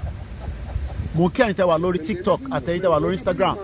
Ṣé rí ìdí táwọn Yorùbá ò ṣe fẹ́ jà kò ń ṣe pé torí a jẹ́ ọ̀lẹ gbogbo tán ní Babangida sọ irọ́ ni wọ́n ti di bọ́ǹkẹ̀ Babangida gbogbo wọ́n ní Babangida ò sọ bẹ́ẹ̀, but ẹ mọ̀ ọ̀rọ̀ tó bá ti wọnú afẹ́fẹ́ tó bá ti ń jà táwọn ọmọ Yorùbá bá wà níbẹ̀ òun á lọ sùn padà, is all lies. Olórí burúkú ni Babangida, òun ló pa Délé Gíwá. Right now àwọn ọmọ Yorùbá ò rí any reason pé ká dájà sílẹ̀ nítorí pé Tinubu wà ní government. They are not going to support it. They are not. Ṣé rí ìjà ká dájà sílẹ̀ kò ń sọ̀rọ̀ military might là ń sọ nísìn. There are so many things that can bring down a government. Ṣé fi ìpọ́ àwọn ọmọ Yorùbá àwa gan tá à ń ṣe self determination ẹ mọ tó ṣe ń sọ fún wa pé Koiki ẹ tone down díẹ̀. Tinubu ti wà níbẹ̀ nísìn ẹ jẹ́ ká wo ohun tó fẹ́ ṣe. So we now have 50-50 ọmọ Yorùbá. We have the 50 on one side that want Yoruba nation, and then the 50 on the other side that says no. Bẹ́ẹ̀ bá fẹ́ Yoruba nation ẹ jẹ́ ká kọ́kọ́ wo ohun tí Tinubu fẹ́ ṣe náà. Lára ohun tí Tinubu fẹ́ ṣe ìyàn kan ní they are suffering. Oh yes, bẹ́ẹ̀ ṣe ń suffer àwa náà ń suffer nílùú òyìnbó. ṣó mọ̀ pé tó bá níṣẹ́ nílùú yìí tó dẹ̀ níwèé olórí burúkú ni Babangida bẹ́ẹ̀ ni òun ló padé lẹ́gí wà náà 32 years àìtí rí justice fún àwa náà wá justice fún Mohbad àti Bámiṣé àti pẹ̀lú ìwò arúgbó ọmọ Yorùbá tó ti pa àtàwọn ọmọ Ìgbò àtàwọn ọmọ Haúsá tó ti pa olórí burúkú ni Babangida ẹ jẹ́ ká sọ títọ́ fúnra wa 50-50 àwọn ọmọ Yorùbá kan fẹ́ tẹ̀lé wa pé ká pín nísìn ìtàn dúró dè nísìn ni pé ká wo bí ọ̀rọ̀ Tinubu ìṣefẹ́ lọ tí Tinubu bá gbé wọn lọ sí regional government they will be so excited because a fún wa ní power there to some extent àfi tá a bá fi parọ́ fúnra wa but that is if it is a genuine regional government. Mr. Ibrahim Opeyemi sọ pé we are almost getting to our dreamland. Oh yes, but it's still a lot of work. Ìyẹn ni àwọn journalists ìjọ Monday tí mo lọ bá sọ̀rọ̀. A pọ̀ nínú meeting yẹn. Nígbà tẹ́mi present case tèmi, wọ́n bi mí pé kí ni engagement wa to keep Cherry in tọ́ntà láti sọ ni pé to keep the spirit of this Yoruba nation alive. It is a lot of work. Bàbá mi, daddy wa, because daddy wa gbogbo wọn náà ni ẹ ti bímọ ẹ ti bá àwọn ọmọ ọgbọ́n tí wọ́n ní you are correct but he said the unity of Nigeria is not negotiable. The hope pé Tinubu máa fún yín ní regional government yẹn for me ó slim but like I said I could be wrong but ǹjẹ́ a ti ń wà worried already because Tinubu is already going as a government now ó náà máa release owó fún yín wọ́n máa yá loan. These are normal things the government láti ṣe. I mean whatever is doing right now àwọn kan tẹ̀ ń bínú pé ọmọ Ṣèyí Tinubu ń gbádùn lórí aircraft mo ní gbogbo yẹn ò matter. As long as it can stabilize the country for you to be able to survive. We are now living in survivor to the fittest. Àwa tá wá gbé Yorùbá nation dání àwa tá accepted àwa 50% yẹn. Mo mọ̀ pé nílé Koiki ó easy láti máa sọ fún wa pé ká lọ ṣe rally ká ṣe this but àkọ́kọ́ gbọ́dọ̀ test the ground. Mọ́mí mi grandma wọ́n Dúpẹ́ Agbọ́lá ní Yorùbá nation agitator have to be back to the base again now to keep the fire burning. A gbọ́dọ̀ padà sí base. For now tí lè sọ pé Cherry mo ní understanding pé look àyà tèmi náà máa ń já tó bá yẹ pé nǹkan tẹ́ fẹ́ gbọ́ nìyẹn kí láyà mi ṣe ń já ẹ tó bá lọ báyìí ẹ tó bá lọ báyìí tó bá lọ báyìí kí ló lè ṣẹlẹ̀ human being nìyẹn mo kí sister mi AJ bó dẹ̀ jẹ́ pọ́kùnrin náà ló wà ń bẹ̀ mo kí ń sà bàbá mi Gbámilá sọ pé our attitude in Yoruba land is always show love to our sons in power so Yoruba want to support Yoruba nation. Anytime the president disappoints Yoruba leaders and children before all the 80 to 90% Yoruba people will join. That's why I said 50-50 ni gbogbo àgbà yìí nísìn. But ṣé gbogbo yín agree pé a gbọ́dọ̀ test water? Ẹ bèrè pé irú water wo? Tinubu ò tí ní ká má ṣe rally. The president, quote and unquote, wọ́n ti release any statement pé ní right láti ṣe rally. According to the 1999 constitution, even as fraudulent as it is, we have the right to do rally. We have the right to gathering. Ní kẹ́ gbé I mean weapon jáde mo ní kẹ́ jáde nísìn kádà wà lára yín I mean ẹ lè fi ogun sára normal thing yẹn o lè gbé Bible dání. Until we go back to the basic of coming out ṣe rí gbogbo àwọn rally tá à ń ṣe níta àtà tá à ń ṣe nínú ilé àwọn journalist tèmi sọ fún mi pé àwọn ò rí nǹkan kan tó jọ bẹ́ẹ̀ mọ́ wọ́n náà wọ́n sì rí fìrìfìrì within outside but wọ́n ò rí nínú ilé mọ́ bíi ti tẹ́lẹ̀ ẹ ṣe gan fún ẹ̀gbọ́n mi Tuneri fún gift yẹn mo kúkú ti gba gbogbo owó tẹ̀ fún mi gan lórí TikTok mo ń reserve mo ń tọ́jú ẹ̀ síbẹ̀ tó bá ti pọ̀ tó bí èlò lẹ́rù pé máa ti rí bẹ́ẹ̀ tó bá ti ní bí £10,000 máa wá lọ holiday ẹ jẹ́ ká bára wa sòtítọ́ a gbọ́dọ̀ kọ́kọ́ test ground mo kí grandma Margaret Ìbíjọkẹ́ ẹ ṣe gan ni ẹ̀gbọ́n mi tá bá ń sọ̀rọ̀ a lè máa fìbínú sọ̀rọ̀ nígbà míì mo máa ń sọ pé kò ń ṣẹ̀yìn là ń bá sọ̀rọ̀ ẹni tó bá wà ní UK tó bá ní problem èmi ò lè solve ẹ o but mo lè fún ẹ ní direction mo kì í ṣe visa mo dẹ̀ dúpẹ́ láwọn tó ń pè wá pé Mr. Koiki family mi kan ti dé London ẹ jọ òun àti ìyàwó ni òun nìkan ló dé ní student ni tẹ bá pè mí iṣẹ́ kan tí mo lè tún ṣe fún Yorùbá nìyẹn kò dẹ̀ ṣe fún Yorùbá nìkan ò bá jẹ́ Hausa ò bá jẹ́ Igbo ṣẹ́rí gbogbo ẹni tẹ máa ń wá ń sọ̀rọ̀ báyìí a máa block ẹ̀ bọ̀ máa kọ́kọ́ bú ẹ ó ní come Nigeria come dey yarn no dey run dey yarn ok mo ti gbọ́ mò ń bọ̀ èmi ni kò dúró dè ṣùgbọ́n mò ń bọ̀ Cow TV pilot ó ní kí n wá sí Nàìjíríà mò ń bọ̀ born bastard ọmọ àlè mo sọ pé ọmọ Yorùbá gangan ni mò ń bá sọ̀rọ̀ ìwọ tó bá ti bú mi màá bú bàbá ẹ màá bú ìyá ẹ kò jù bẹ́ẹ̀ lọ born bastard olórí burúkú kò ní da fáwọn tó bí ẹ ọmọ Yorùbá gidi ni mò ń bá sọ̀rọ̀ kò ń ṣàwọn wèrè ọmọ Yorùbá torí wèrè ọmọ àlè wà àkọ́kọ́ gbọ́dọ̀ test ground àkọ́kọ́ gbọ́dọ̀ initiate pé kò ń ṣe initiate ẹgbẹ́ ẹyẹ tẹ́ ń ṣe Nàìjíríà o ẹgbẹ́ mi rugby giant mo kẹ́ wàrí jìnnàdò àkọ́kọ́ gbọ́dọ̀ jáde padà láti sọ pé a ṣe rally tá a bá ti ṣe yẹn between now and the end of this year nothing is going to happen. Nothing is going to happen, but it is not good for us. A lè plan rally nísìn pẹ̀lú 2 months. Kò sí tó kàn wá pẹ̀lú December, kò sí tó kàn wá pẹ̀lú month kan pé Christmas month no. A lè plan ahead. Wọ́n gbọ́dọ̀ gbé rally dìde.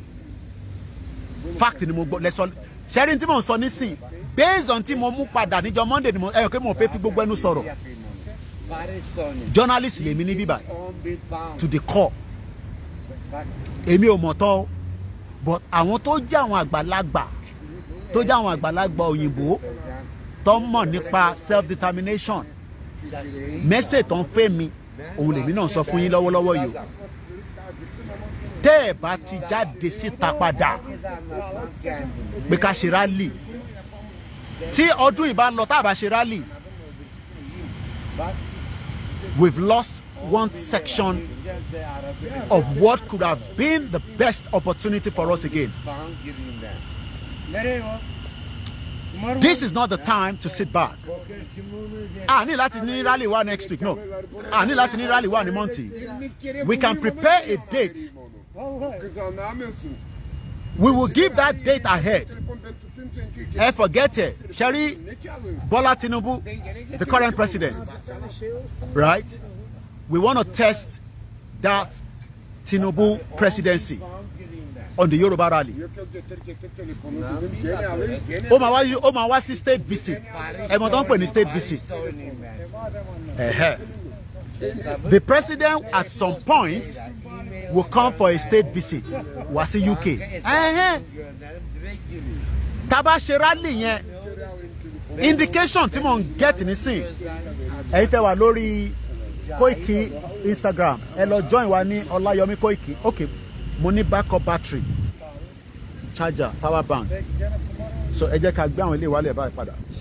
Ẹ jẹ́ ń lo power bank yẹn ká fi ẹ má bínú ẹ jẹ́ mú power bank yẹn jáde because ó ti ń sọ fún mi kó ti low. So ẹ jẹ́ mú power bank yẹn jáde. Ṣé rí tí Tinubu bá fi wá sí UK mo kàn fẹ́ fún yín ní intel yìí ni o ẹ má bínú mò ń bọ̀ mo fẹ́ mú power bank mi jáde because ìkan náà phones mi ti ó ti low.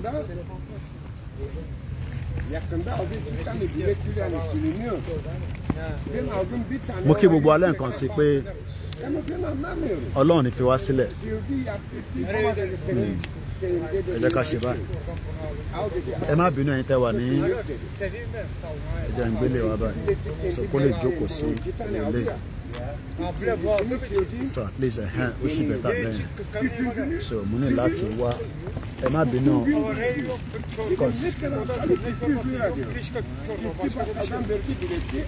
mo ti rí tí mo wá power bank mi èmi náà ti di àwọn ará ilé. Alright, so what I'm gonna do now, a máa ní láti a máa tán ẹ̀yìn báyìí nísìnyí ẹ má bínú so that if not ẹ̀ nílé gbádùn ẹ̀ mọ̀ àwa máa fi sínú ó máa wà ní another direction nísìnyí. Mo kí gbogbo alẹ́ nǹkan sí mo fẹ́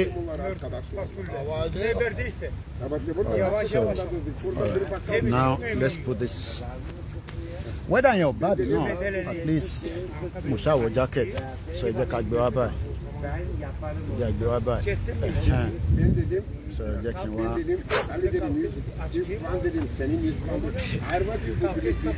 Èmi náà ní power bank níta àwọn ará ilé ó ní ti cable iPhone ó ní ti small one ó dẹ̀ ní the new one so máa tán náà padà nísìn yà wá so all right so again chat all right ẹ jẹ́ gbélé padà wá sókè báyìí wow ẹ jẹ́ ká gbélé náà wá báyìí so nobody is missing anything. Ẹ̀gbọ́n mi karùn-ún wí ó máa tọjọ́ mẹ́ta ìyàwó Mary Olóyèdé ẹ má bínú gbogbo yín pé I've just been busy in the last few days. Ẹni sùúrù ẹja ìgbélé wa báyìí. Yeah, a lè manage ẹ̀ bẹ́ẹ̀ òjò máa rọ̀ à ní ìdòjò báyìí o so bí ṣe ń sọ lọ ẹ mọ̀ tó sọ fún mi ẹ mọ̀ kí mo máa ń sàn kankan èmi give up kẹ èmi ò lè give up èmi ò níṣẹ́ kan ju iṣẹ́ tí mo gbé dání lọ àwọn ò lè give up Yorùbá nation for life ni iṣẹ́ kan tèmi gbà lélẹ́yìí èmi ò níṣẹ́ mi iṣẹ́ tẹ gbà mí fún lélẹ́yìí èyàn ṣáà máa tọ́jú tẹ bá ti ń tọ́jú èmi kékeré ní ìtókù no Nigeria is not on fire yet ẹ má máa ní Nigeria is on fire Nigeria ti on fire Nigeria ti on fire. There is still a lot that Nigeria will face before we get to where we are going. Now, Mr. Idris, ọ̀nà máa rain láago mẹ́fà ó dà bí a ti fẹ́ parí ètò nígbà yẹn. Aago márùn-ún ṣẹ̀fẹ̀ lọ lò nísìn. Èní ní 19 tàbí. All right. So bí ṣe ń sọ̀rọ̀ lẹ́ẹ̀kan, mò ń sọ̀rọ̀ nípa rally. Ṣé mọ̀ pé for every rally tá à ń ṣe yẹn, especially nílé, only a lot of impact. Our last outing was January 9. Kọ́lọ̀ fọ́run kẹ́ brother wa kan tó ṣaláìsí níbẹ̀ ní Ọjọ́ta. Àwọn kan náà ṣèṣe. But we hope this time around there will be a proper structure towards the rally. A rally that we would inform the government that we are coming out. This is a new government. We will inform the government that we are coming out. We will give a date. There must be the medical personnel on the ground. We will involve the police for protection and guide so that we won't hijack them. But what we have not done is we have not yet make that availability for that rally. We must prepare to start telling àwọn ọmọ Yorùbá tó ń bẹ nílé pé rally ń bọ̀. Forget about gbogbo àwọn the other side. I'm not talking about the other side. Àwọn èèyàn níbi kankan tó ń lọ. In a movement like ours, there might be there's a lot of noise and don't sort in the background, so there's nothing we can do to that. Once you find one, so call on there gbogbo èdè tí olúkálùkù sọ, àwọn náà ń sọ èdè tí wọ́n ní. Yeah.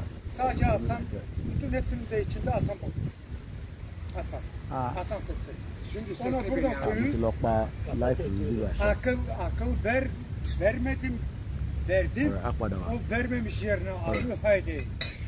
let us understand something.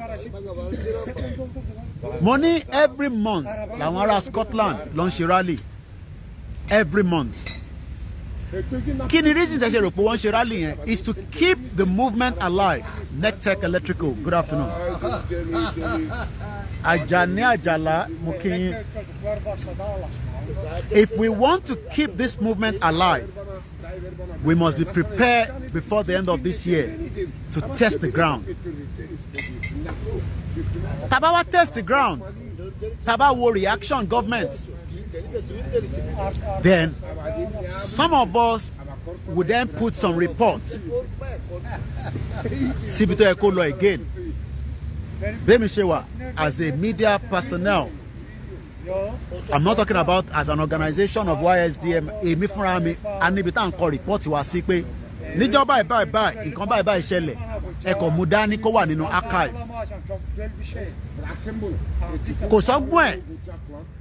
If Bola Tinubu refuse to accept a peaceful movement of rally in Yoruba land, tí wọ́n kó sójà jáde, tí wọ́n ṣe bí ti Buhari, that means that we should be concerned as Yoruba people.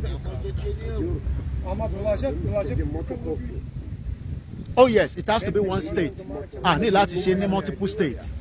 We can start the rally from one state and then we start moving it again to the other state. And we must be prepared to accept that. For me, for Tinubu, he lived in this country for a long time. Tinubu and Sheikh Buhari, regardless of whatever you want to say about Tinubu need exposure of Gonju Buhari law. But we are running away from testing the ground. Tí Tinubu bá fi wá sí bíbá, mo kí ìyá wa Kíkẹ́ lọ́mọ. Tí Tinubu bá fi wá sí UK on a state visit.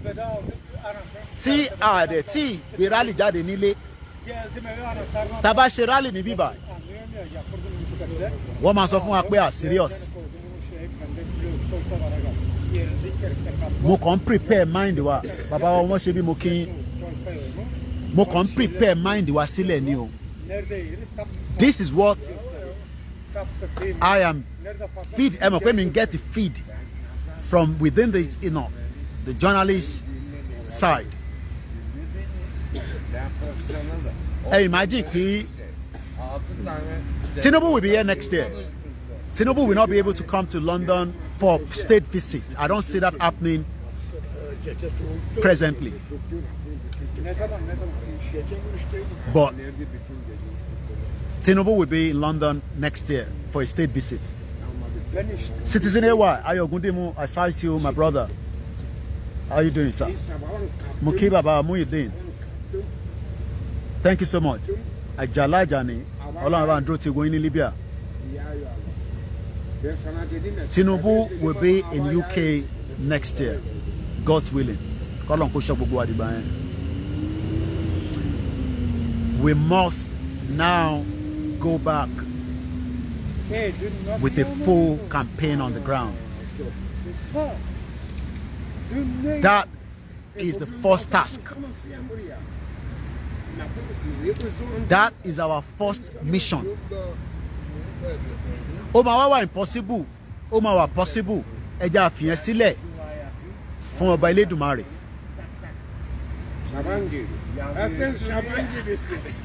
But what we are doing now is our 50% Yoruba nation.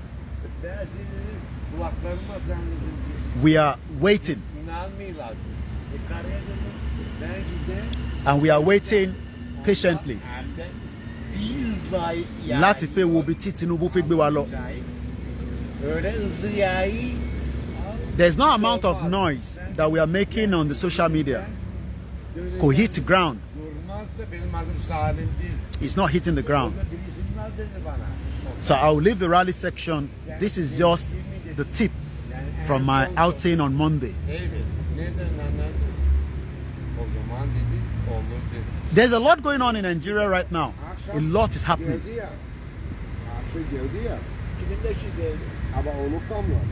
A lot is happening. We have a lot of things going on in Nigeria. I am tired of coming out to say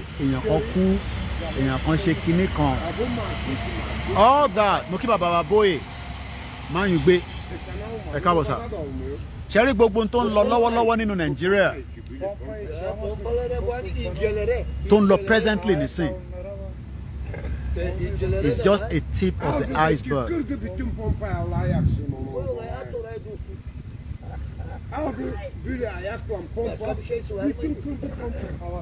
Tinubu wants to stabilize the economy, but the economy doesn't want to stabilize itself. The inflation in Nigeria is 2 digits. Everybody knows that.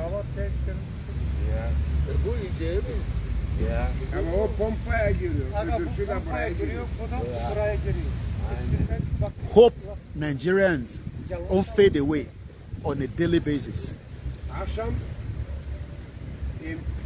But Emonti Tinubu Veche, media dada, is going to rewrite the Tinubu Veche change the narrative from the media perspective.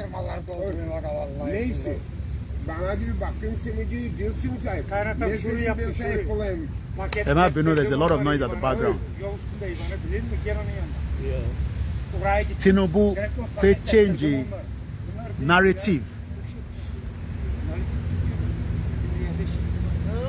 to the international community.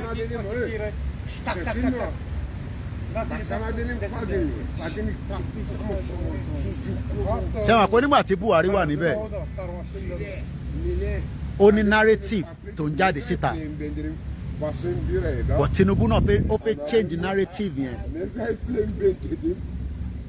But our campaigner ta sọ pé a fẹ́ lọ, àwa náà gbọ́dọ̀ make sure pé narrative tiwa yẹn o overshadow ti Tinubu.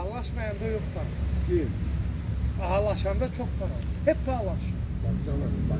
Hep ağlaş. Tamam ağlaşın da birisini dedim mi ver bana para, ver bana para, ver bana para. Hep ağlaş.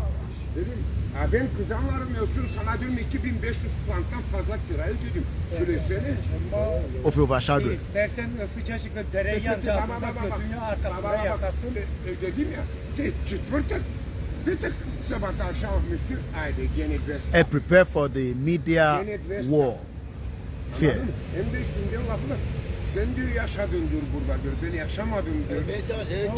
This government on my change narrative using the same media. So this is the time that we need everybody on board. Our 50% ọmọ Yorùbá ni mò ń bá sọ̀rọ̀, mo bá wọn tó ń ṣọmọ Yorùbá sọ̀rọ̀. Ọmọ Yorùbá tó ń tẹ̀lé Tinubu kọ́ lè mò ń bá sọ̀rọ̀.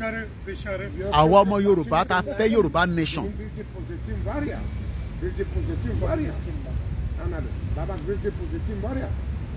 Mò ń wo step by step of the media of this government.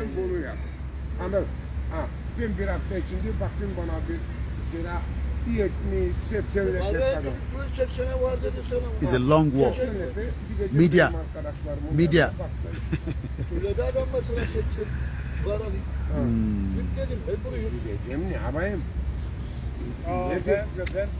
It's a big fight ahead. So let us prepare our mind.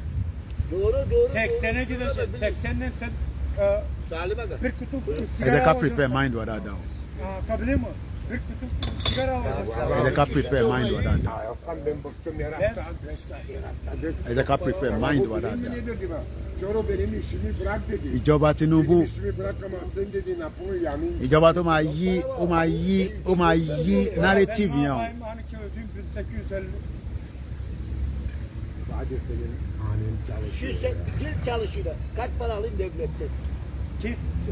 And I'll give you one example.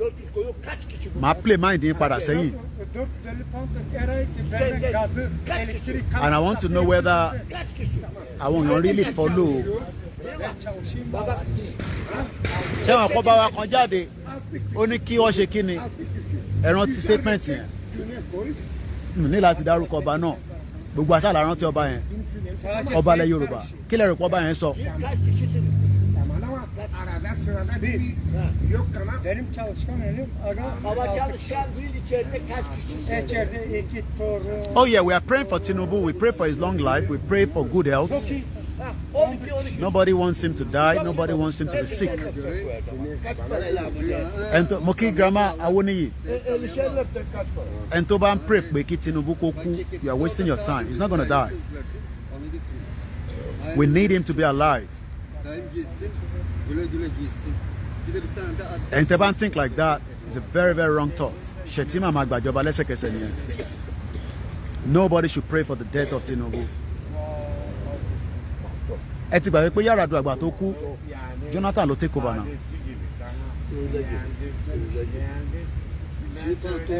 I'm sure you all understand what I'm saying. We don't have to agree with Tinubu.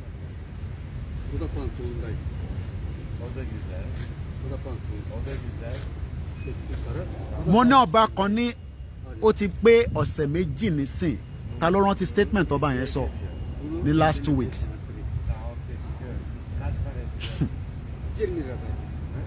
Ṣé fi pé gbogbo Nàìjíríà ni ọba yẹn bá sọ̀rọ̀ àwọn ọmọ Yorùbá ló ń bá sọ̀rọ̀. Those are the kind of narrative I'm talking about.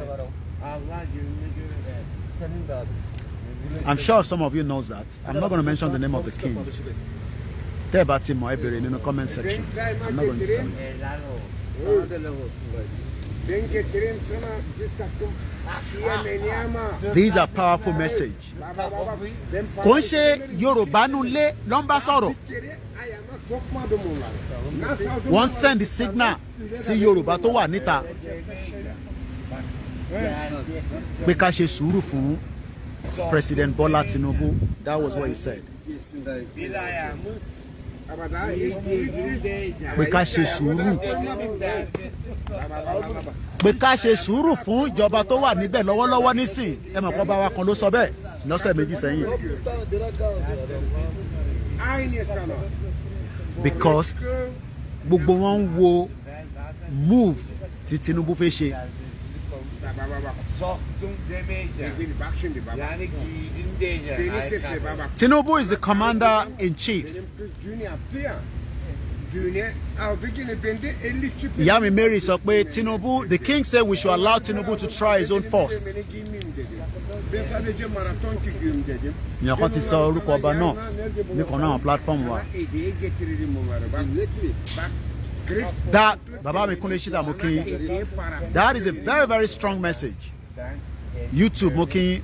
Yok bira içeceğim. Bira içeceğim. Message yẹn is a very, very powerful message. Para almam. Vallahi da böyle emin ediyorum. Ṣẹ́rí Emin ediyorum. Bak Bire para almam. içeri diyeceğim. nǹkan kan wà láyé ẹ gbọ́dọ̀ máa lè decode the message. Para almam. Hayatı arkadaşım. O ayrı. O ayrı konu. Vallahi da böyle emin ediyorum. So Yorùbá ti pín sí ọ̀nà méjì báyìí. Àwọn Yorùbá tó dúró ti gọ́ọ̀mẹ̀ntì Tinubu títí di the last day. Àtàwọn tá dúró ti Baba Akintoye lórí self-determination. Àwọn méjèèjì náà la right. But ṣẹ́rẹ́ on the other side yẹn ìtàn jẹ́ kó yé wa ni pé kò sí nǹkankan tẹ́lẹ̀ béèrè lọ́wọ́ nísìn àfi tá bá rí the end of ibi tí ìjọba yìí gbé wa lọ. And that is why I said it will be very difficult to fight them. Oh yes, you're right, Mr. Mira. They are observing him, hoping he would deliver, but at the same time we need to push on. Kí ni mo sọ látẹ̀ nǹkan? I mean, Tinubu got there May. The moment tó ti débẹ̀ ní May yẹn is no longer an ordinary citizen. He is now the president of the most populous black nation in the world. Bọ́sẹ̀ sọ fún wa. He is the president and the commander-in-chief of the Federal Republic of Nigeria. But ǹjẹ́ àwọn ọmọ Yorùbá ti ready láti test the ground? Tibanika test the ground. We're testing the ground with our own message.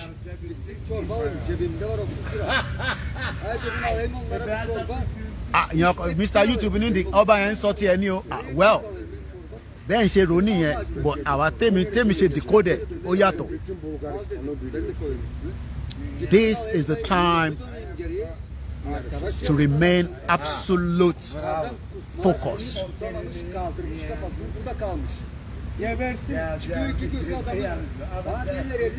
Kò sí nǹkan tẹ́lẹ̀ sọ̀rọ̀ mo kí Ọlákúnlé my namesake mo kí baba Moses wọ́n ní Tinubu has come to inherit a very big problem that he cannot solve even if he spent 8 years in Aso Rock. So the best solution is for Tinubu to join Yoruba nation.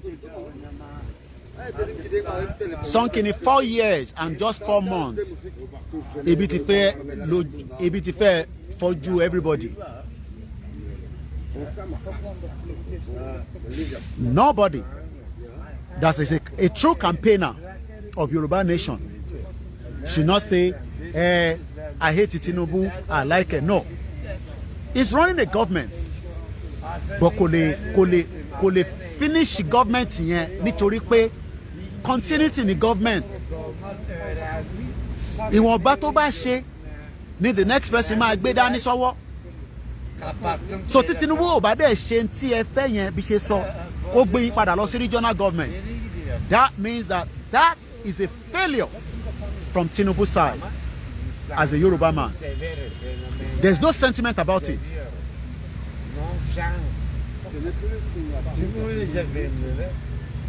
Mo kí gbogbo alẹ́ nǹkan sí. Kentos Abẹ́bí ìyá dáadáa mo kí Alájà Ìrọ̀rùn ló bá dé. I don't expect Tinubu to come and negotiate with us now. Tinubu did not approve Sunday Igboho's freedom. That's a very wrong narrative. Ẹ yọ kúrò nínú mind yìí. Tinubu kọ́ ló approve it. Igboho was released because his case in Benin Republic was decided by the Benin government. It has nothing to do with President Bola Ahmed Tinubu. And I will not go into more details of that.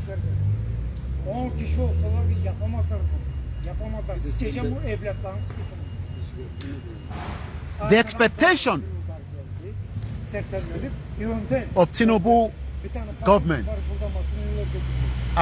Let's now move away from Nigeria. Ẹ jẹ́ kí n fún yín from my own perspective, from the international side. I mean, the international relationship between Nigeria and the Western power. Mo fẹ́ kúrò nínú Nigeria díẹ̀. Mo fẹ́ gbé Tinubu jáde wá sí kí ni ẹ forget gbogbo Atiku gbogbo result nǹkan kan yẹn gbogbo yẹn kò differ kò do anywhere. Gbogbo yẹn kò gbé Tinubu kúrò nínú power. Tinubu remains the president regardless of what's going to come out from the Supreme Court. I know that. Mo wo documentary kan lórí Netflix títí di 1 o'clock lóru àná. Ẹ tó bá ti bá documentary yẹn pàdé rí ẹ kò sọ pé yes Maize Gold mo kí ẹ. Monday mi ni last man standing lórí ìrìn àjò yìí. And I'm not joking. Ìgbàkígbà tó bá bọ́ sí bọ́ mo sọ fún yín pé in 72 hours bọ̀bọ̀ kan jí not jí ẹ̀yin tó bá wà l'Amẹ́ríkà wọ́n lè ti bá documentary ìpàdé rí. In 1971 a plane was hijacked in America. In 1971. Tell him to move that side. The camera, pick you. In 1971. No. In 1971. What hijack a plane in America? Ó wà lórí Netflix fẹ́yìn tẹ́ bá ní Netflix kẹ́ lọ wò ẹni tó bá ní ẹni kíyàn kan yá yín lákàntẹ̀. BD Cooper lórúkọ ẹni tó commit crime yẹn. Mo fẹ́ link ẹ̀ mọ́ ọ̀rọ̀ Yorùbá nation ni o. Kẹ́ ń gbọ́ mi nísìn. mo rẹ̀ fẹ́ link ẹ̀ mọ́ the current state of situation in Nigeria. 3 kişi. Önden 3 kişi. I might be wrong with this, Tutamıyor kendime. But- Kendime gelemiyor. ẹ mọ̀ pé fíyàn bá ń rí nǹkan tẹ̀jọ́ gbogbo àjọwò Nàìjíríà Saklanan da- à ń pa àwọn kan ní kàbá à ń pa àwọn kan ní máfíà. Şanslı. Daha öyle Kò ń ṣe seçim drug çok pusher. arkadan daha bir tane geldi bana. Ẹni tó bá wà lórí Google nísìn ẹ type in BD Cooper COPPE 1971 plane hijack. Plane yẹn lọ sí Soweto. Elimi kesmeye. It was meant to be a 37-minute journey. Cebimi. 1971. Ẹni tó bá wà lórí another device ẹ kò bá mi lọ sórí Google. Polis. Yakında gene bilen yaptı. BD Cooper. Böyle bir bıçak Ṣé mọ̀ pé láti 1971 títí di wákàtí arkası. ẹni tó hijack plane yẹn Aga 2 kere oldum. pẹ̀lú $200,000 ní 1971, that's about $1 million. I mean tabanika wo owó ti sin Şimdiye kadar kavradım. $200,000 Şimdi kaldı daha pẹ̀lú parachute mẹ́rin 4 kişi bir de kadın ama kadına and títí di bí ṣe máa ń sọ̀rọ̀ yìí bí ṣe máa ń sọ̀rọ̀ yìí kadına wọ́n mẹ́ni tó ṣiṣẹ́ yẹn. aga ben dokunma bak bana çok yakın. Ẹni tó bá ní Netflix Tam denize savaşım. màá bẹ́ẹ̀ pé kẹ́ try kẹ́ lọ wò. Bektaş tam denize savaşım. Kadınla savaşma. Savaşırım. There was a lot of things I picked up as a journalist Tanıyacağım beni. Ben Because- esasında çok ọ̀pọ̀lọpọ̀ journalists investigate crime yẹn Erkeklere öğret. Kadınla öğret. up to the point that wọ́n pin ẹ̀ mọ́yàn kan akıllıyım zaten. but Zaten CIA sọ pé the onun- case has to onun be kimse closed göremiyor. after 45 years. Onun beline taş bir de deniz. Nàìjíríà tẹ̀ rí yẹn Onu kimse göremiyor. Tamam. O olabilir ama kimseye çekme. ó ti kọjá Kendi bẹ́ẹ̀ ń ṣe ń rò. kendini. Anlatabiliyor musun? Al onu. Nàìjíríà tẹ̀yìn rí yẹn Otelde yap. ó ti kọjá bẹ́ẹ̀ ń ṣe ń rò. İçeceğiz daha birazdan. İçeceğiz. Ben aldım. Nàìjíríà tẹ̀yìn rí yẹn 7 million phones. ó ti kọjá What's bẹ́ẹ̀ going ń on ṣe ń with rò. the phone chat? What's all this about, bro? I'm a journalist. I'm talking to my people. Oh, yeah, man. Journalist, yeah. What you journalisting about? Everything about Nigeria.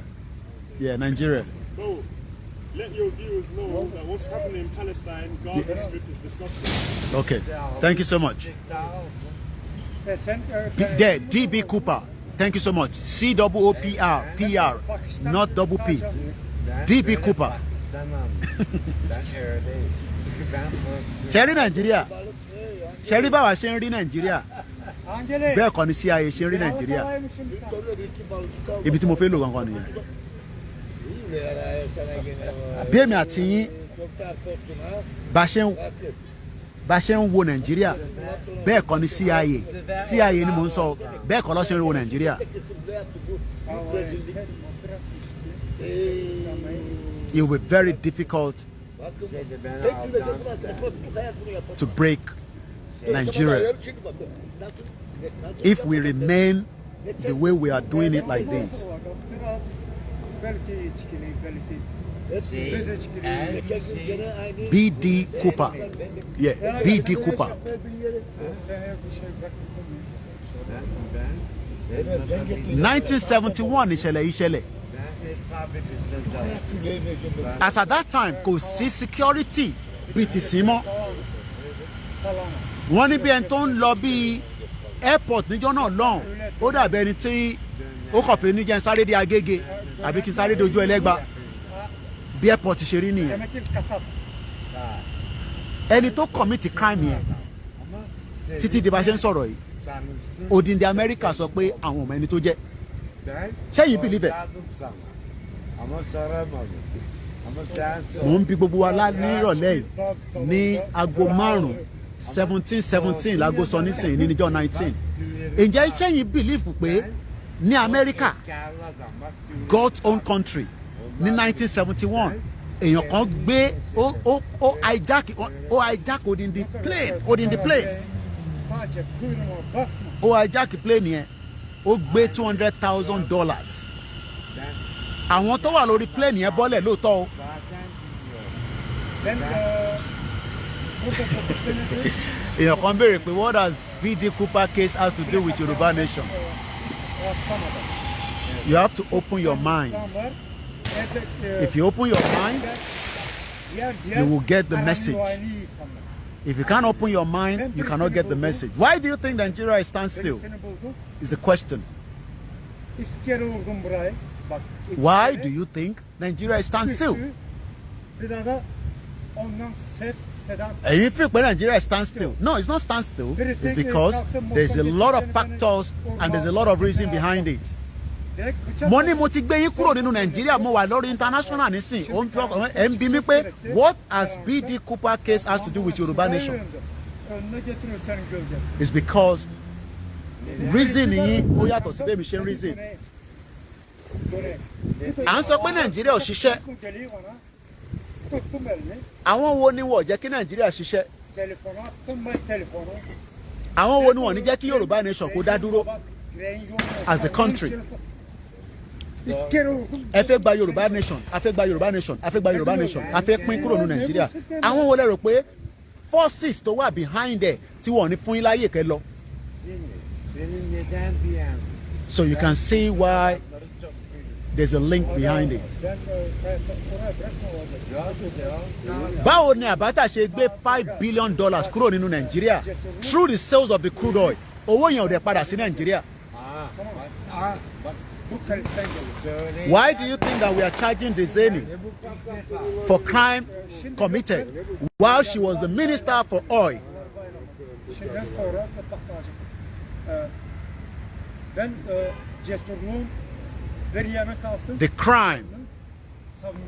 The crime committed in Nigeria today. All the crime tó ń ṣẹlẹ̀ ní Nigeria léni kò sí kí sí ààyè má mọ̀ nípẹ̀. That is why I say there's a link between this and Yoruba nation. I'm talking to people that can see longer than your shot. Ẹ̀yin sọ̀rọ̀ ibi ń pa yín, ẹ̀ ń sọ̀rọ̀ this, ẹ̀ ń sọ̀rọ̀ that. I am talking about why the Yoruba nation must not fail.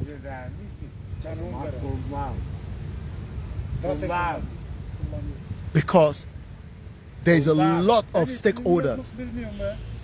My brief for you there nípa documentary. Eléyìí ṣe movie o. Ẹ mọ̀ pé tó bá yẹ pé movie ni màá sọ fún yín pé movie. Ẹ mọ̀ pé gbogbo àwọn movie táwọn wò yẹn náà is from actual reality of what happened. So I'm talking about a documentary that took place in 1971. I mean, what happened in 1971? They've now converted it to a documentary. Gbogbo tá à ń ṣe léni. Gbogbo Yorùbá nation tá à ń ṣe léni. Gbogbo tá à ń ṣe léni. Àwọn kan ṣì máa fi ṣe documentary. Tó ṣì máa fi make owó gidi. Bí a níjọ́ náà lọ́hùn, àwa náà máa ti di àgbàlagbà díẹ̀ tó máa béèrè pé Mr. Koiki kí ló ṣẹlẹ̀ nígbà yẹn nígbà tí Igboho ẹ máa ń sọ pé nǹkan kan ìgbà yẹn àwọn kan mi wà àwa máa reveal ẹ̀ but for now kò ṣe gbogbo nǹkan lẹ ẹ lè expect mi kí n máa reveal gbogbo nǹkan tí mo mọ̀ nísìn I will be very stupid níbi tí brain mi dé tí mo ti sọ pé orí ẹ̀ kú. The same thing tí àwọn CIA hide for a very long time. Arákùnrin tó pin crime yẹn mọ́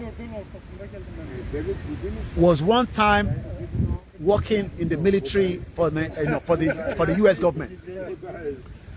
What àwọn tó pin ẹ̀ àwọn journalist gidi ni o wọ́n ṣe investigation débẹ̀ ni mo kí bàbá wa ní Germany Kọ́láwọlé. Mo kí bàbá wa Adésínà Sunday mo kí grandma Adéṣeun Adélání ẹ káàbọ̀ mà bàbá mi Sunday ẹni tí ìbàdàn arúgbó ẹ má fi ṣe bínú Gani Olóyèdè mo kí mo kàn fi jẹ́ ká máa ní ẹ jẹ́ ká ní open mind ok ẹ jẹ́ kí n gbé wá báyìí wọ́n sọ̀rọ̀ Tinubu that Tinubu this Tinubu that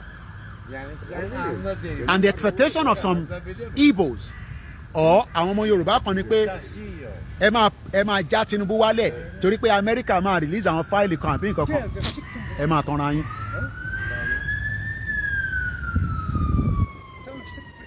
Nobody knows who is who níbi tílẹ̀ ṣúlẹ̀ lálẹ́ àtẹni tó ń ṣiṣẹ́ fún CIA àtẹni tó ń ṣiṣẹ́ fún MI5 báwo lẹ́yìn ṣe fẹ́ mọ̀ Oturduk.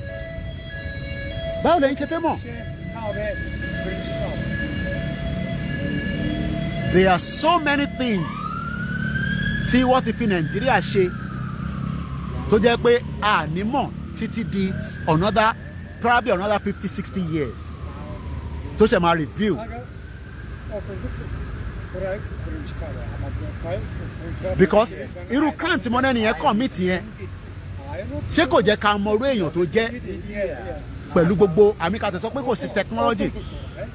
Ṣé mọ̀ pé títí kan sìgá tó nẹ́ni yẹn mu lórí plane wọ́n náà mu sìgá méje cigarette butt. Ṣé mọ̀ pé ẹ kọ́ tọ́jú cigarette butt yẹn fún kíni fún fingerprint. Şimdi bakıyor. There's nothing of such anymore. So ṣe rí Nàìjíríà táwa kàn rí Nàìjíríà but níta ojú táwọn fi ń wo Nàìjíríà àti operation tí Nàìjíríà ń ṣe fún wọn ojú tí brain èmi àti yín tó lè gbé lọ. And this is why I said we can link it with what happened in 1971. But ẹ mọ̀ tẹ́yìn ọba farabalẹ̀ gbọ́n kan you might say it's not. Bu kadar var. Efes. Bí alátọ̀dọ̀ yín ni kò sí nǹkan tó ṣe voice Babatunde. Efes. Başkasından ben anladım kimi anlatıyor. Bak Efes. Biraz önümüzde. Evet. The CIA Açma. Ve biz kahvaltı. gbogbo aṣáájú àwọn tó ń pè ní CIA Sabahtan kalkıp gereken 2 bira içerim. ta ló mọ̀ CIA láàrin wa O Efes. kò ẹlòmíì ò mọ̀ CIA o Ya. Başladık kadının. ṣé gbogbo wa la mọ̀ CIA kí ló ń pè ní CIA ta ló mọ̀ CIA Kalk buradan. Kalk. kò ń ṣe gbogbo wa la mọ̀ Bir daha Süleyman ölürsün. tẹ́ ò bá mọ̀ ẹ jẹ́ béèrè. Bana kalktı. Sen dışarı çıktın ne olur? Şey bir aldım. Bir kere vurdum kafaya. The Nigeria today Kapat kimi? Hasta the oldum. Nigeria today Estolu elimi. Bu dükkan ne camı kaldı. Ne kapısı The kaldı, Nigeria ne ta şey nílé ni, kaldı. Nigeria Baktım tèmi. burası, tek cam. Nigeria today 18 araba polis geldi bana buraya. Central Intelligence Sağda Agency kelepçe taşıdı. Buraya da ödedim 5.000 pound. Mr. Erinjobi n tó ń pè ní CIA nìyẹn they are called the Central Intelligence Agency. Aga senden sağ. Ama ne adamsın? Arkadaş kumruğuma basma. Sen de èèyàn kan náà basma, náwọn ọmọ tó ń pè ní CIA Mr. Akintunde CIA dàbí bu da bassa, onu da DSS but wọ́n wà sophisticated ju DSS yìí lọ so ó ti fún yín ní idea they are security agency àwọn gangan ló ń protect gbogbo America. görmüşüm benimle Bulgaristanlıyım. n tí CIA bá sọ Demek ki FBI ò gbọ́dọ̀ investigate ẹ̀ mọ̀ ta ló mọ̀ bẹ́ẹ̀ èmi gan mọ̀ tẹ́lẹ̀ bütün herkes senden korkuyor öyle mi? rẹ́rẹ́ ń ṣẹlẹ̀ láyé Ben gene àwa kàn wo Nàìjíríà Nàìjíríà kò ṣiṣẹ́ Yerden çektim, 4 saat işime giderdim. mẹ́wàá ń ṣẹlẹ̀ Ben döndüm gene bakaya. CIA bá sọ fún FBI ẹ mọ̀ pé FBI lẹ máa ń gbọ́ ní gbogbo ìgbà FBI CIA lágbára ju FBI lọ Onun yaşında. Ama tí CIA bá sọ fún FBI pé wọ́n gbọ́dọ̀ investigate crime kankan mọ́ wọ́n gbọ́dọ̀ tún investigate ẹ̀ mọ́ ẹ mọ̀ wá nítorí pé ọ̀pọ̀lọpọ̀ àwọn tó ń ṣiṣẹ́ fún CIA ò lè wọ́n ò lè avoid mo fẹ́ sọ ẹ má yẹ kí n lọ tàbọn wọ́n ò lè afford kọ́ reveal àwọn operation tó ń ṣe fún wọn. The question ni èmi ò sọ pé gọ́ọ̀mẹ̀ntì wa ti sin o mo kàn máa sọ in a general phrase. Bàbá mi Adésínà ní United States Force Defence Force best force on the earth. Now báwo lẹ wá ṣe rò pé CIA ò mẹni tó hijack plane báwo lẹ ṣe máa sọ pé àmọ́ ẹni tó ń ṣe Nàìjíríà. babam kendi Bàbá mi Moses ní CIA is the most powerful security in the whole world. Ilẹ̀ fi ń ṣeré bí ẹyán ọmọ ẹjọ́ yìí. Àwa náà fẹ́ gba Yorùbá nation. Ẹ wá rò pé àwọn kan máa fún yín láyè pé kẹ́ ẹ lọ bẹ́ẹ̀. Wèrè nìyẹn máa fi pọ́ọ̀tì wèrè. Màṣẹ. adam uyar. Tamam.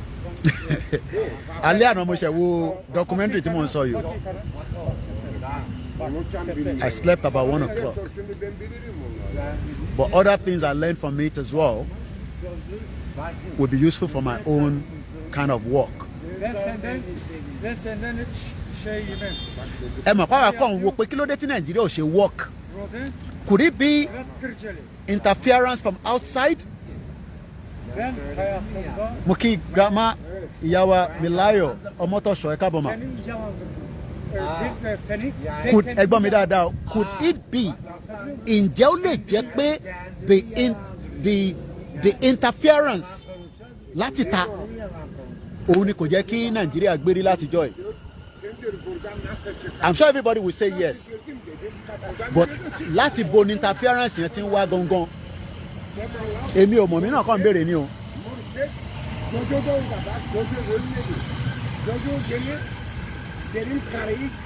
Mo kí bàbá wa Awójìmí Awó Fájìmí Adékúnlé Fáwuyì àgbà owó mo kì í sà. Ẹ má ẹ̀ka tanra wa. A lot of interference ó wà nínú government wa.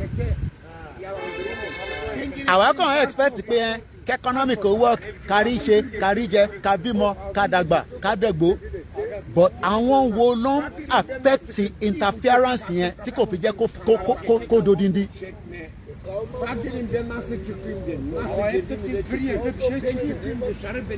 And if you're going to ẹ ṣe gan ni bàbá wa Agbọ́mọ̀lá. When I was looking at that documentary, all I was saying there was asking myself, okay, ènìyàn parachute láti orí plane pẹ̀lú $200,000 títí di wákàtí 45 years àdèmẹ́ni tó jẹ́. Bí Nàìjíríà bá exist ẹ lè mọ ẹni tó ń rán ní Nàìjíríà o, ìyẹn mo fẹ́ ká dì mọ́.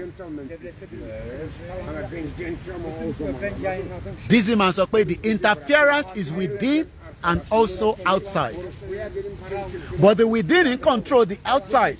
I mean the outside don't control the within. Ẹ mọ̀ pé ní sanwó ni ẹ lọ vote ẹ lọ dìbò àwa gbé gọ́ọ̀mẹ̀ntì kan wọlé. Ǹjẹ́ gọ́ọ̀mẹ̀ntì tí a gbé wọlé yẹn ǹjẹ́ gọ́ọ̀mẹ̀ntì yẹn ó ń ràn ní as a government láti favour àwọn aráàlú àbí interference wá láti ta láti dictate fún gọ́ọ̀mẹ̀ntì yẹn bó ṣe máa ràn níjọba yẹn.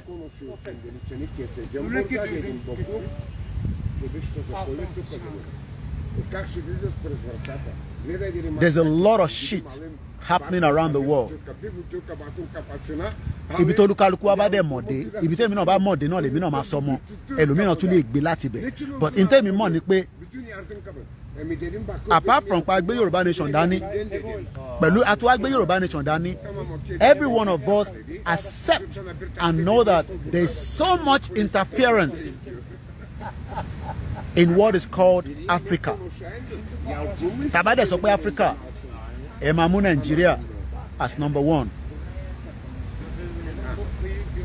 Ẹ ṣé gan ni ìyá mi Milayo Ọmọtọ́ṣọ̀, mo fi tọ̀wọ̀tọ̀wọ̀ kí yín mà.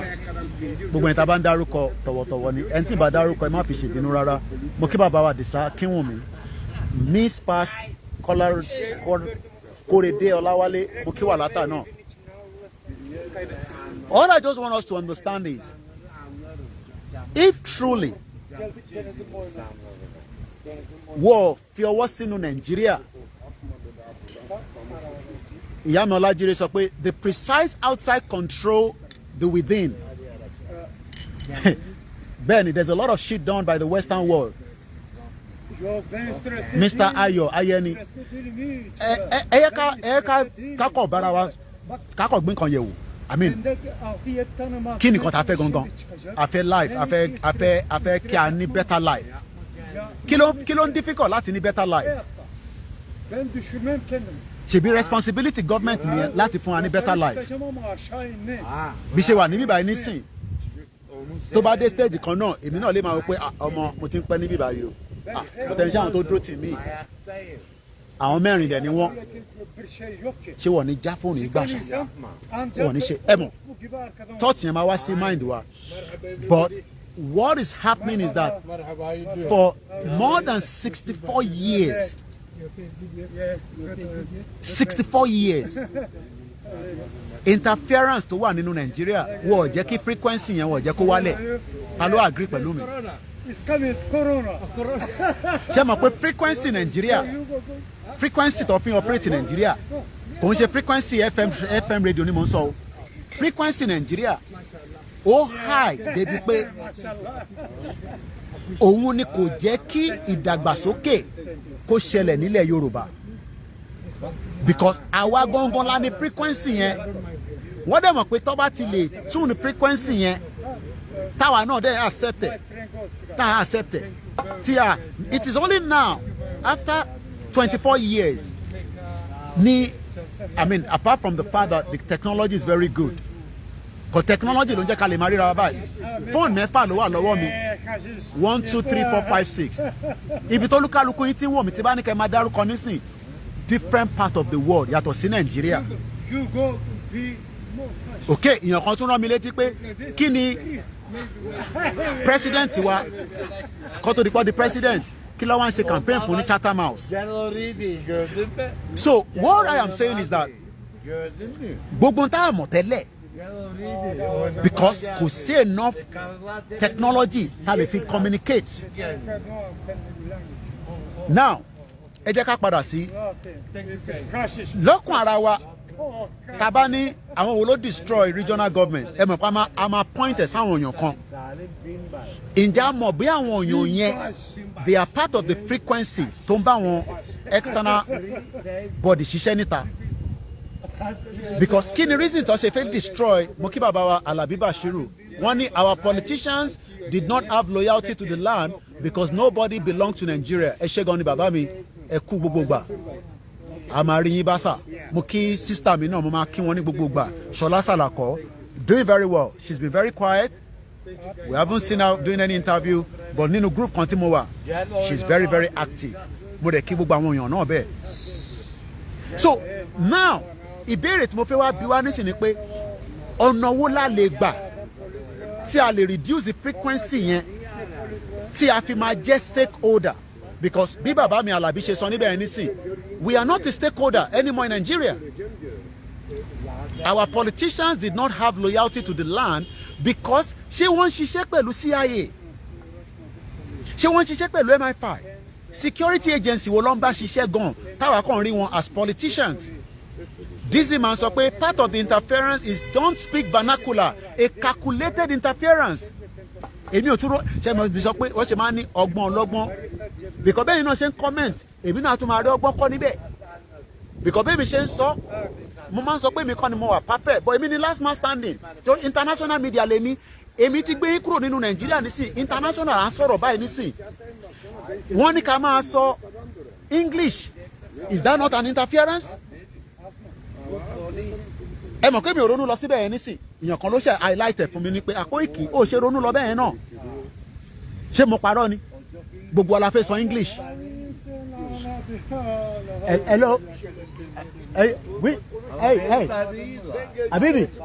Habibi mo fẹ́ béèrè ìlú tó ti wá ní Habibi which country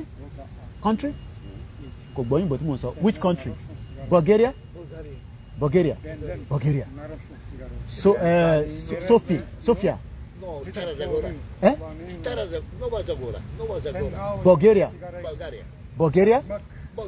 Bulgaria ṣẹgbọ́ ẹ mọ̀ pé látọ̀ nǹkan nísìn wọ́n ọ̀sán òyìnbó kan ta ló notice pé látàárọ̀ ta ti ń ṣe program níbí báyìí ẹ máa ṣe àgbọ̀ tó ń sọ̀rọ̀ ẹ mọ̀ pé ẹ̀gbọ́n òyìnbó kan mọ̀ ń béèrè pé which country kò dá mi lóhùn. So one of the interference òun ni pé ẹ má jẹ́ kí àwọn ọmọ Yorùbá sọ Yorùbá ẹ jẹ́ kó máa sọ èdè Gẹ̀ẹ́sì is one interference is it? ẹ tún lè fún mi lọ́nà that one tẹ́ bá ní lọ́wọ́ ẹ fi sínú comment section bàbá wa ọdún sì sọ pé Olúwaṣèyí tọ̀wọ̀tọ̀ mo fi dárúkọ yín Nigeria was built to give raw materials to European now bàbá mi ọdún sìn kí lè rò pé àwa fi accept pé kọ́ fún wọn ní raw material yẹn because we have people that are working on behalf of these Europeans bàbá mi dádì mi grandfather wa torí gbogbo àwọn tó bá ti bímọ grandfather náà ni wọ́n Dennis Dayo Omitogun wọ́n ní that is a right example was when Obasanjo wanted to extend his tenure in office President Bush Jr. told him not to try it tó bá dán wàá dán tán gbogbo ìtẹ́ ń sọ pé yẹn wọ́n máa yọ Tinubu lóyè ẹ máa tanra yín tálámọ̀ tí Tinubu ń ṣiṣẹ́ fún láti ta. Bàbá mi Bash Atandani, separation will make every region flourish, and that is what the Western world doesn't want, to challenge or compete with them, both economically, developmental and technologically. Àwọn òyìnbó ti pọ̀ jù, ẹ má dà mí lórí irú àdẹ̀ní. Just reasoning, they have spoken English language at all. There's an interference in our lives. And look, kò jẹ́ kí gbogbo àmà bára wa jà. But we are now having an interference in our life where we have been told who we are not. Okay, ó dà pé mo ní lọ́wọ́ níbí báyìí. Kọ́lọ̀ bá ń dúró ti grandma mi, Alaja Ayrat, àwọn ló máa ń ṣe kínní. If we want to stop that interference, Dizzy man sọ pé the 1999 fraudulent constitution is an interference within. Ṣé mọ̀ pé kò sí tó ń lọ nínú Nàìjíríà? I'm not going to pin it alone on the CIA. Grandma mi Mary Ogunkunade, ẹ má yẹ kí n massacre orúkọ yẹn. Ogunkunade, wọ́n ní religious is an interference. Ẹ máa fi sínú comment section. Waris Jinadu sọ pé trade war is an interference. Ìdòwò Emefiele sọ pé you are right Mr. Koiki, it will be difficult to remove Tinubu. Àná ẹ̀ lè yọ Tinubu sẹ́ because ẹni tó commit crime mo ní Tinubu commit crime o. Ẹ mọ̀ pé mo ti sọ yẹn nísìn but a mọ̀ pé ó ní àwọn cases kankan l'Amẹ́ríkà. Ǹjẹ́ Tinubu gan bá wọn ṣiṣẹ́ l'Amẹ́ríkà as a CIA? Mo kàn sọ ní ọmọ ní o. Ẹ mọ̀ pé àwa journalist a lè béèrè béèrè. Is Tinubu a member or working for CIA? Was Obasanjo working for CIA? Was Buhari working for MI5? Ẹ jẹ́ ká bẹ̀rẹ̀ sí jẹ́ kí brain yìí kó ṣí. A fẹ́ kúrò nínú Nàìjíríà. Ẹ̀gbọ́n mi Ọlárewájú Odúnsì sọ pé condemnation of our tradition and religions is a tribalism. Ẹ má like tradition yín but ká máa like tradition ní àwọn ti ta. Bí ṣe wà nílùú ìnísìn wọ́n bí mi dá kí n wà against the LGBT. Wọ́n tí bí mi dá àfi tí bá fẹ́ commit crime yẹn. Mo ní láti accept wọn but mo gbọ́dọ̀ ṣe kí ni mo gbọ́dọ̀ disagree pẹ̀lú views wọn. Wọ́n ní did Tinubu visit IBB? Yes, he did. Ṣé IBB, was he one of those working for the Western Security Agency? I don't have evidence to that. Mo kàn béèrè ni.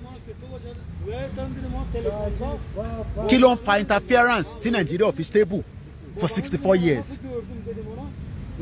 Tàbá ní poko stable pé kí wọ́n tẹ̀ recognize wa pé we are Nigerians. Kí ẹ̀rọ pàṣẹ pa ibi Delegiwa èní ló pé 32 years kọ́lọ̀ fọ́run kẹ́ bàbá wa yẹn. Because interference ti wà between Delegiwa àti Babangida àti ṣe kí lorúkọ woman yẹn Mary Okole àbí nǹkan kan tó ń gbé cocaine. No, Bulgaria ni wọ́n wọ̀ kì í ṣe Kurdish. Bulgaria ni wọ́n mọ bílísìn mo ní Bulgaria ni wọ́n ṣe Kurdish. Alex Mamu mo kẹ́ ẹ. Now tabawa wo eléyìí nísìn tó wà lọ́wọ́ wa yìí. Anything against the government but government ní nǹkan against wa because government ti ní interference láti ta. Goria Okon ẹ ṣé gan ni bàbá mi ẹ̀gbọ́n mi Taiwo Ọlárewájú. Ìkọ̀kan ni Delegiwa investigate. Ẹ ṣé gan ni yàwá Mary. Bóyá tí Delegiwa ò bá investigate bàbá yẹn ti dàgbà díẹ̀ lẹ́ni tọ́lọ́run bá ṣe fún lẹ́mí gúngùn àmọ́ wọ́n ò jẹ́ kẹ́mi yẹn gùn wọ́n yọ ẹ̀mí yẹn kúrò sẹ́mi pé Delegiwa pé 40 years. So a ti ní interference tí kò jẹ́ kí Nàìjíríà kó move forward. Mr. Koiki, they are Turkish Bulgarian. Okay. Okay, wọ́n ní Turkish Bulgarian ni wọ́n. Okay. Ẹ mọ̀ pé mi bí ọ̀rọ̀ tó fi ń sọ lẹ́ fi ń mọ̀. Wọ́n ní ẹ̀gbọ́n mi kan tún rán mi létí Snowden report. Ta ló máa tán pè ní Snowden? Bọ̀bọ̀ kan tó ti gba asylum ní sí ọ̀tẹ̀ ti gbàwé gan ní Russia. Snowden. So ẹ̀yin ọmọ Yorùbá tá à ń sọ fún pé ẹ jẹ́ ká dá dúró gẹ́gẹ́ bí orílẹ̀-èdè. We are not against the government. We are worried that our lives have been there's a lot of interference in our lives. Interference here only impact in our life today. Moki doctor Adedara, gbogbo ẹ̀yin doctors wa mo kí yín sir, ẹ káàbọ̀ sórí ètò. Lótìtọ́ gbogbo yín sọ pé Koiki náà I like nǹkan tẹ́ ń ṣe but tó dáa pé ọ̀nà tẹ́yìn fẹ́ gbà yẹn ẹ fẹ́ sọ dìjà. Mo dẹ̀ ní kò lè dìjà. Qualitech mo kí ẹ. But there's a lot of interference in our lives. Àwọn kan wá fẹ́ jẹ́ kí interference ti wọn. Àwọn fẹ́ máa gbádùn ẹ̀.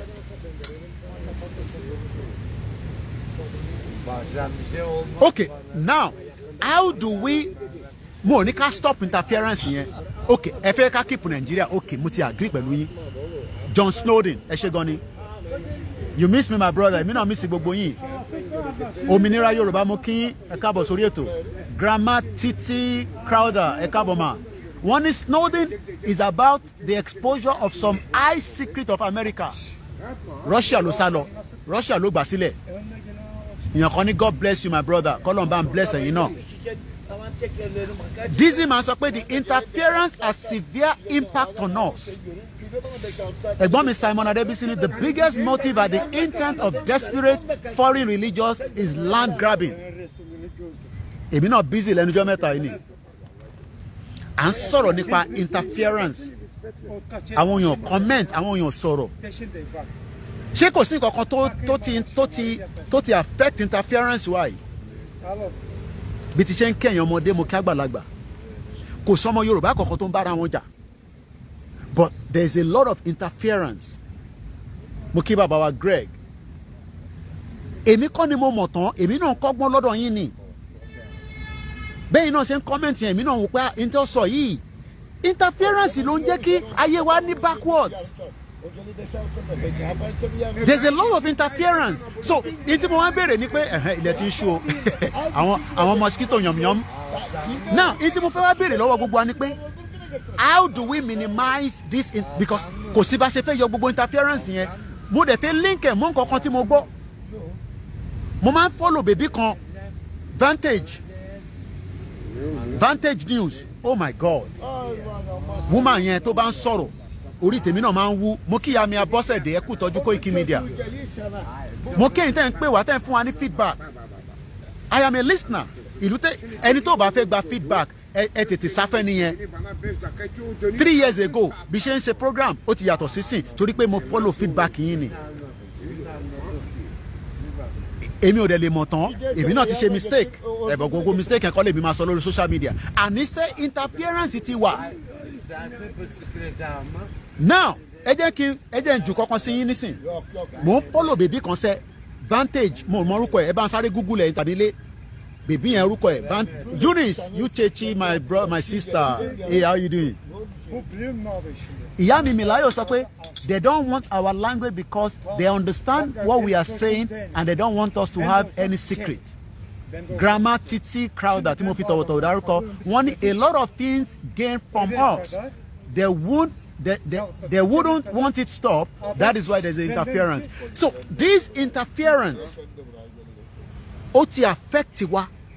So the question is how bí ṣe ń bá yín sọ̀rọ̀ nísìn mo lè tán kámẹ́rà yẹn àwọn ọlọ́pàá ló ń lọ níwájú ìwà yẹn nísìn àwọn patrol bó ṣe máa lọ nìyẹn wọ́n lọ báyìí àwọn mẹ́tẹ̀ẹ̀ta ara security nìyẹn àwọn eléyìí nísìn wọn nísìn tó bá tẹ̀ ní kankan tó fẹ́ commit crime wọn ni ọlọ́pàá wà ládùúgbò yìí. So in tí mo fẹ́ jẹ́ ká béèrè lọ́wọ́ ara wa ni pé ta ló mọ ìlú kan tó ń pè ní Doha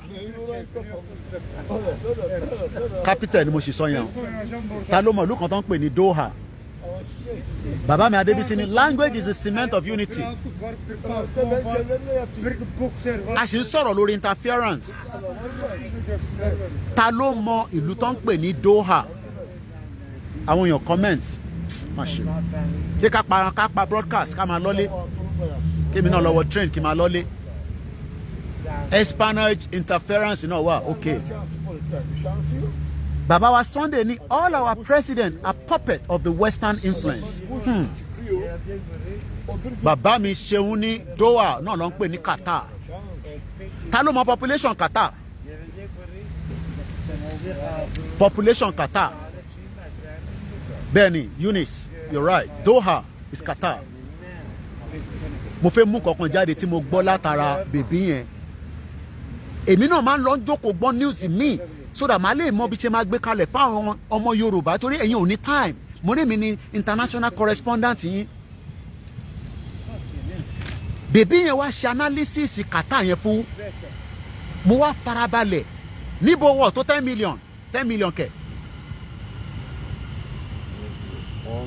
Gbogbo bí tó ń pè ní Qatar lẹ́ni ẹ̀yin mọ́mì ẹ̀yin dádì Majek for care cleaning services làwọn ṣe ní London kò ń jẹ́ kó sanwó advert fún mi o bọ̀wọ̀ ẹ mọ̀ pé UK làwọn wà tó bá ṣe anything àlejò bára wa gbà sí mọ̀ ń polówó advert for anybody o gbogbo ẹ̀ tẹ́fẹ́ ra lẹ́fẹ́ talẹ̀ Nàìjíríà olóyè máa polówó lẹ̀ nígbà yẹn ni gọ́ọ̀mẹ̀ntì kan máa lọ wó lẹ́wọ̀n ní Mr. Koiki ẹ̀yin lẹ́ talẹ̀ fún wa Ọlọ́run tó bá tẹ̀sí ń jẹ́ London abára wa fa wàhálà màá kọ́ ni ẹ bá mi gbé ẹ̀gbọ́n mi ẹ̀mú rẹ̀ páwọn ní disappoint gbogbo Qatar lẹ́nìí ok èèyàn kan náà ti gbé bẹ́ẹ̀ rí now ẹ jẹ́ kí n sáré because ilẹ̀ tí fẹ́ máa ṣí mo dẹ̀ ní láti wọ train ọ̀nà mi ṣì jìn gbogbo population Qatar is 3.2 million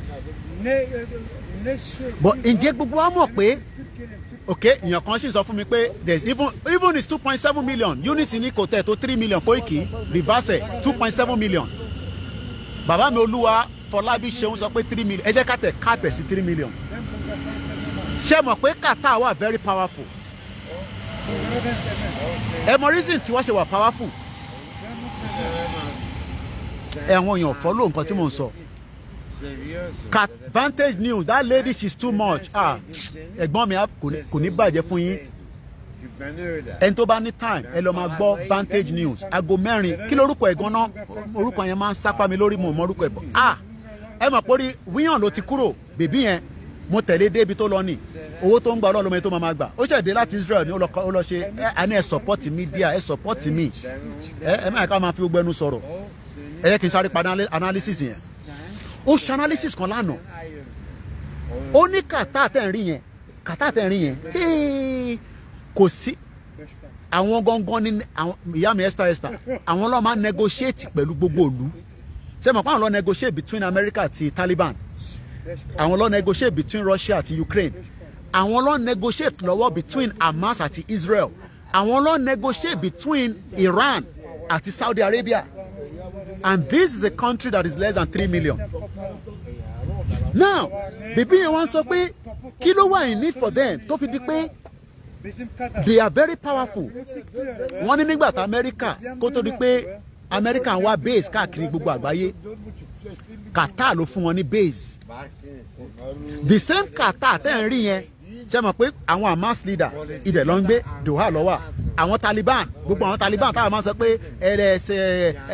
Taliban inú Doha náà ló ń gbé so Qatar wọ́n ti present ara wọn as a powerful tools yeah Paki Shama thank you so much bàbá mi Ọlárẹ̀wájú wọ́n ti bá múrúkọ bèbí yẹn jáde PALKI Shama SHARM ṣẹ́rí Qatar yẹn wọ́n ti position ara wọn in the Middle East kò sí nǹkan tẹ́ fẹ́ ṣe ní Middle East ẹ gbọ́dọ̀ fi ti Qatar ṣe ṣe mọ̀ pé wọ́n ṣe negotiate pẹ̀lú àwọn tí wọ́n free lamẹ́ríkà tí Amẹ́ríkà dá $6 billion owó Iran padà bèbí yẹn wá ní Qatar the same Qatar náà ní abẹ́lẹ̀ àwọn náà lọ tún fund the same Hamas àwọn náà lọ fund the same Taliban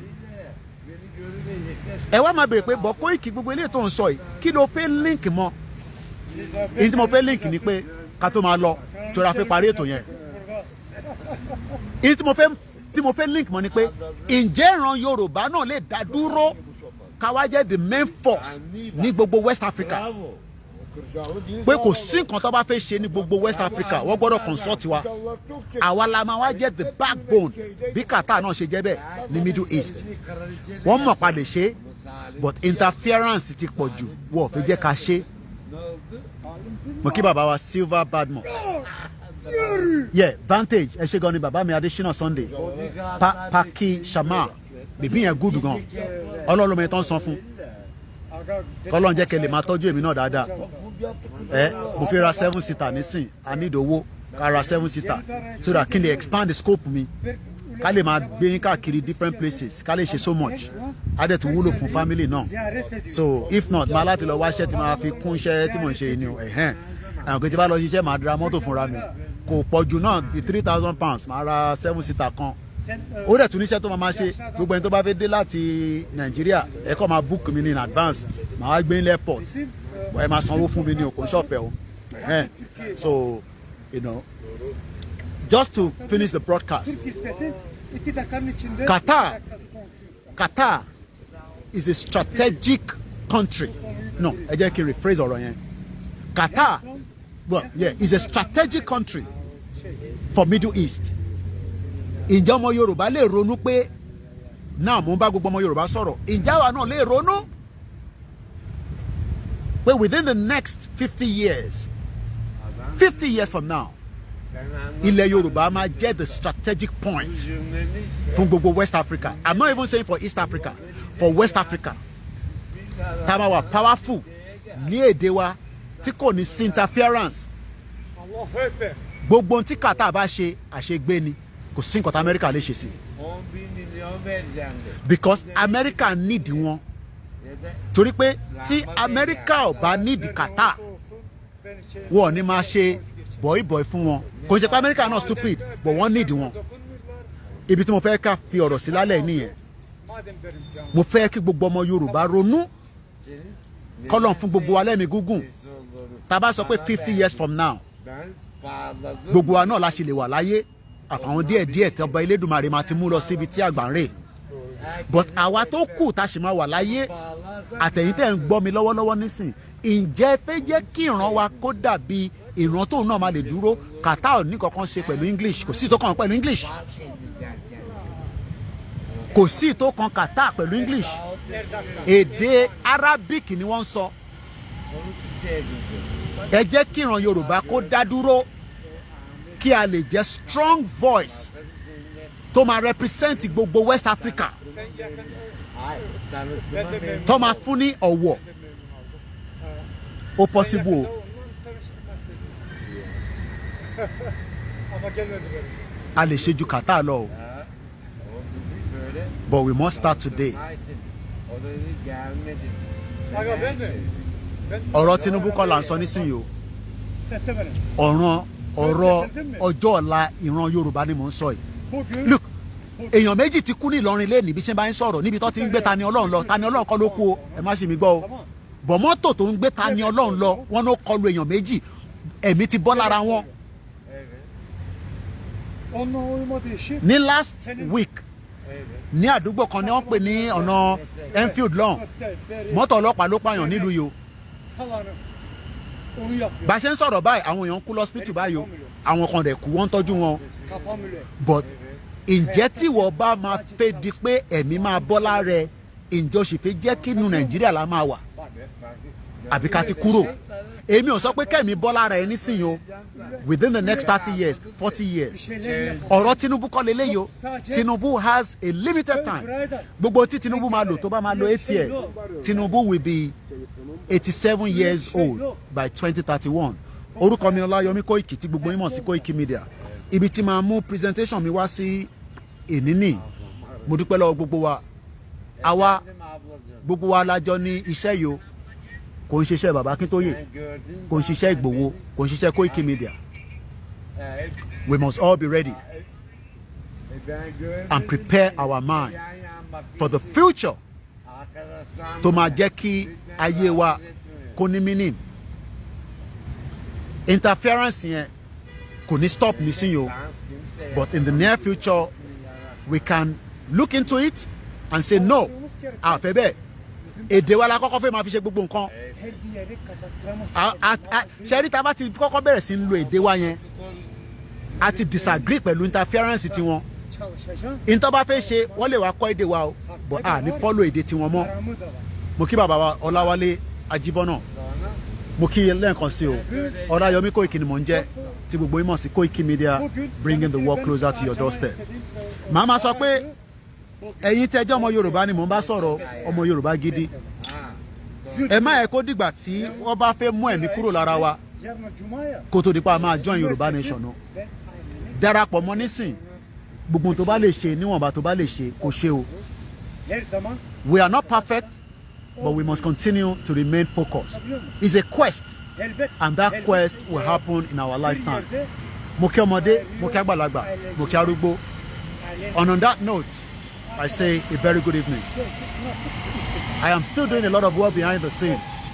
So tẹ́ ẹ bá rí mi frequently, ẹ ṣáà máa tẹ̀lé mi lórí Twitter, níbi tá a ti ń tweet, ẹ dẹ̀ máa follow community mi lórí Space.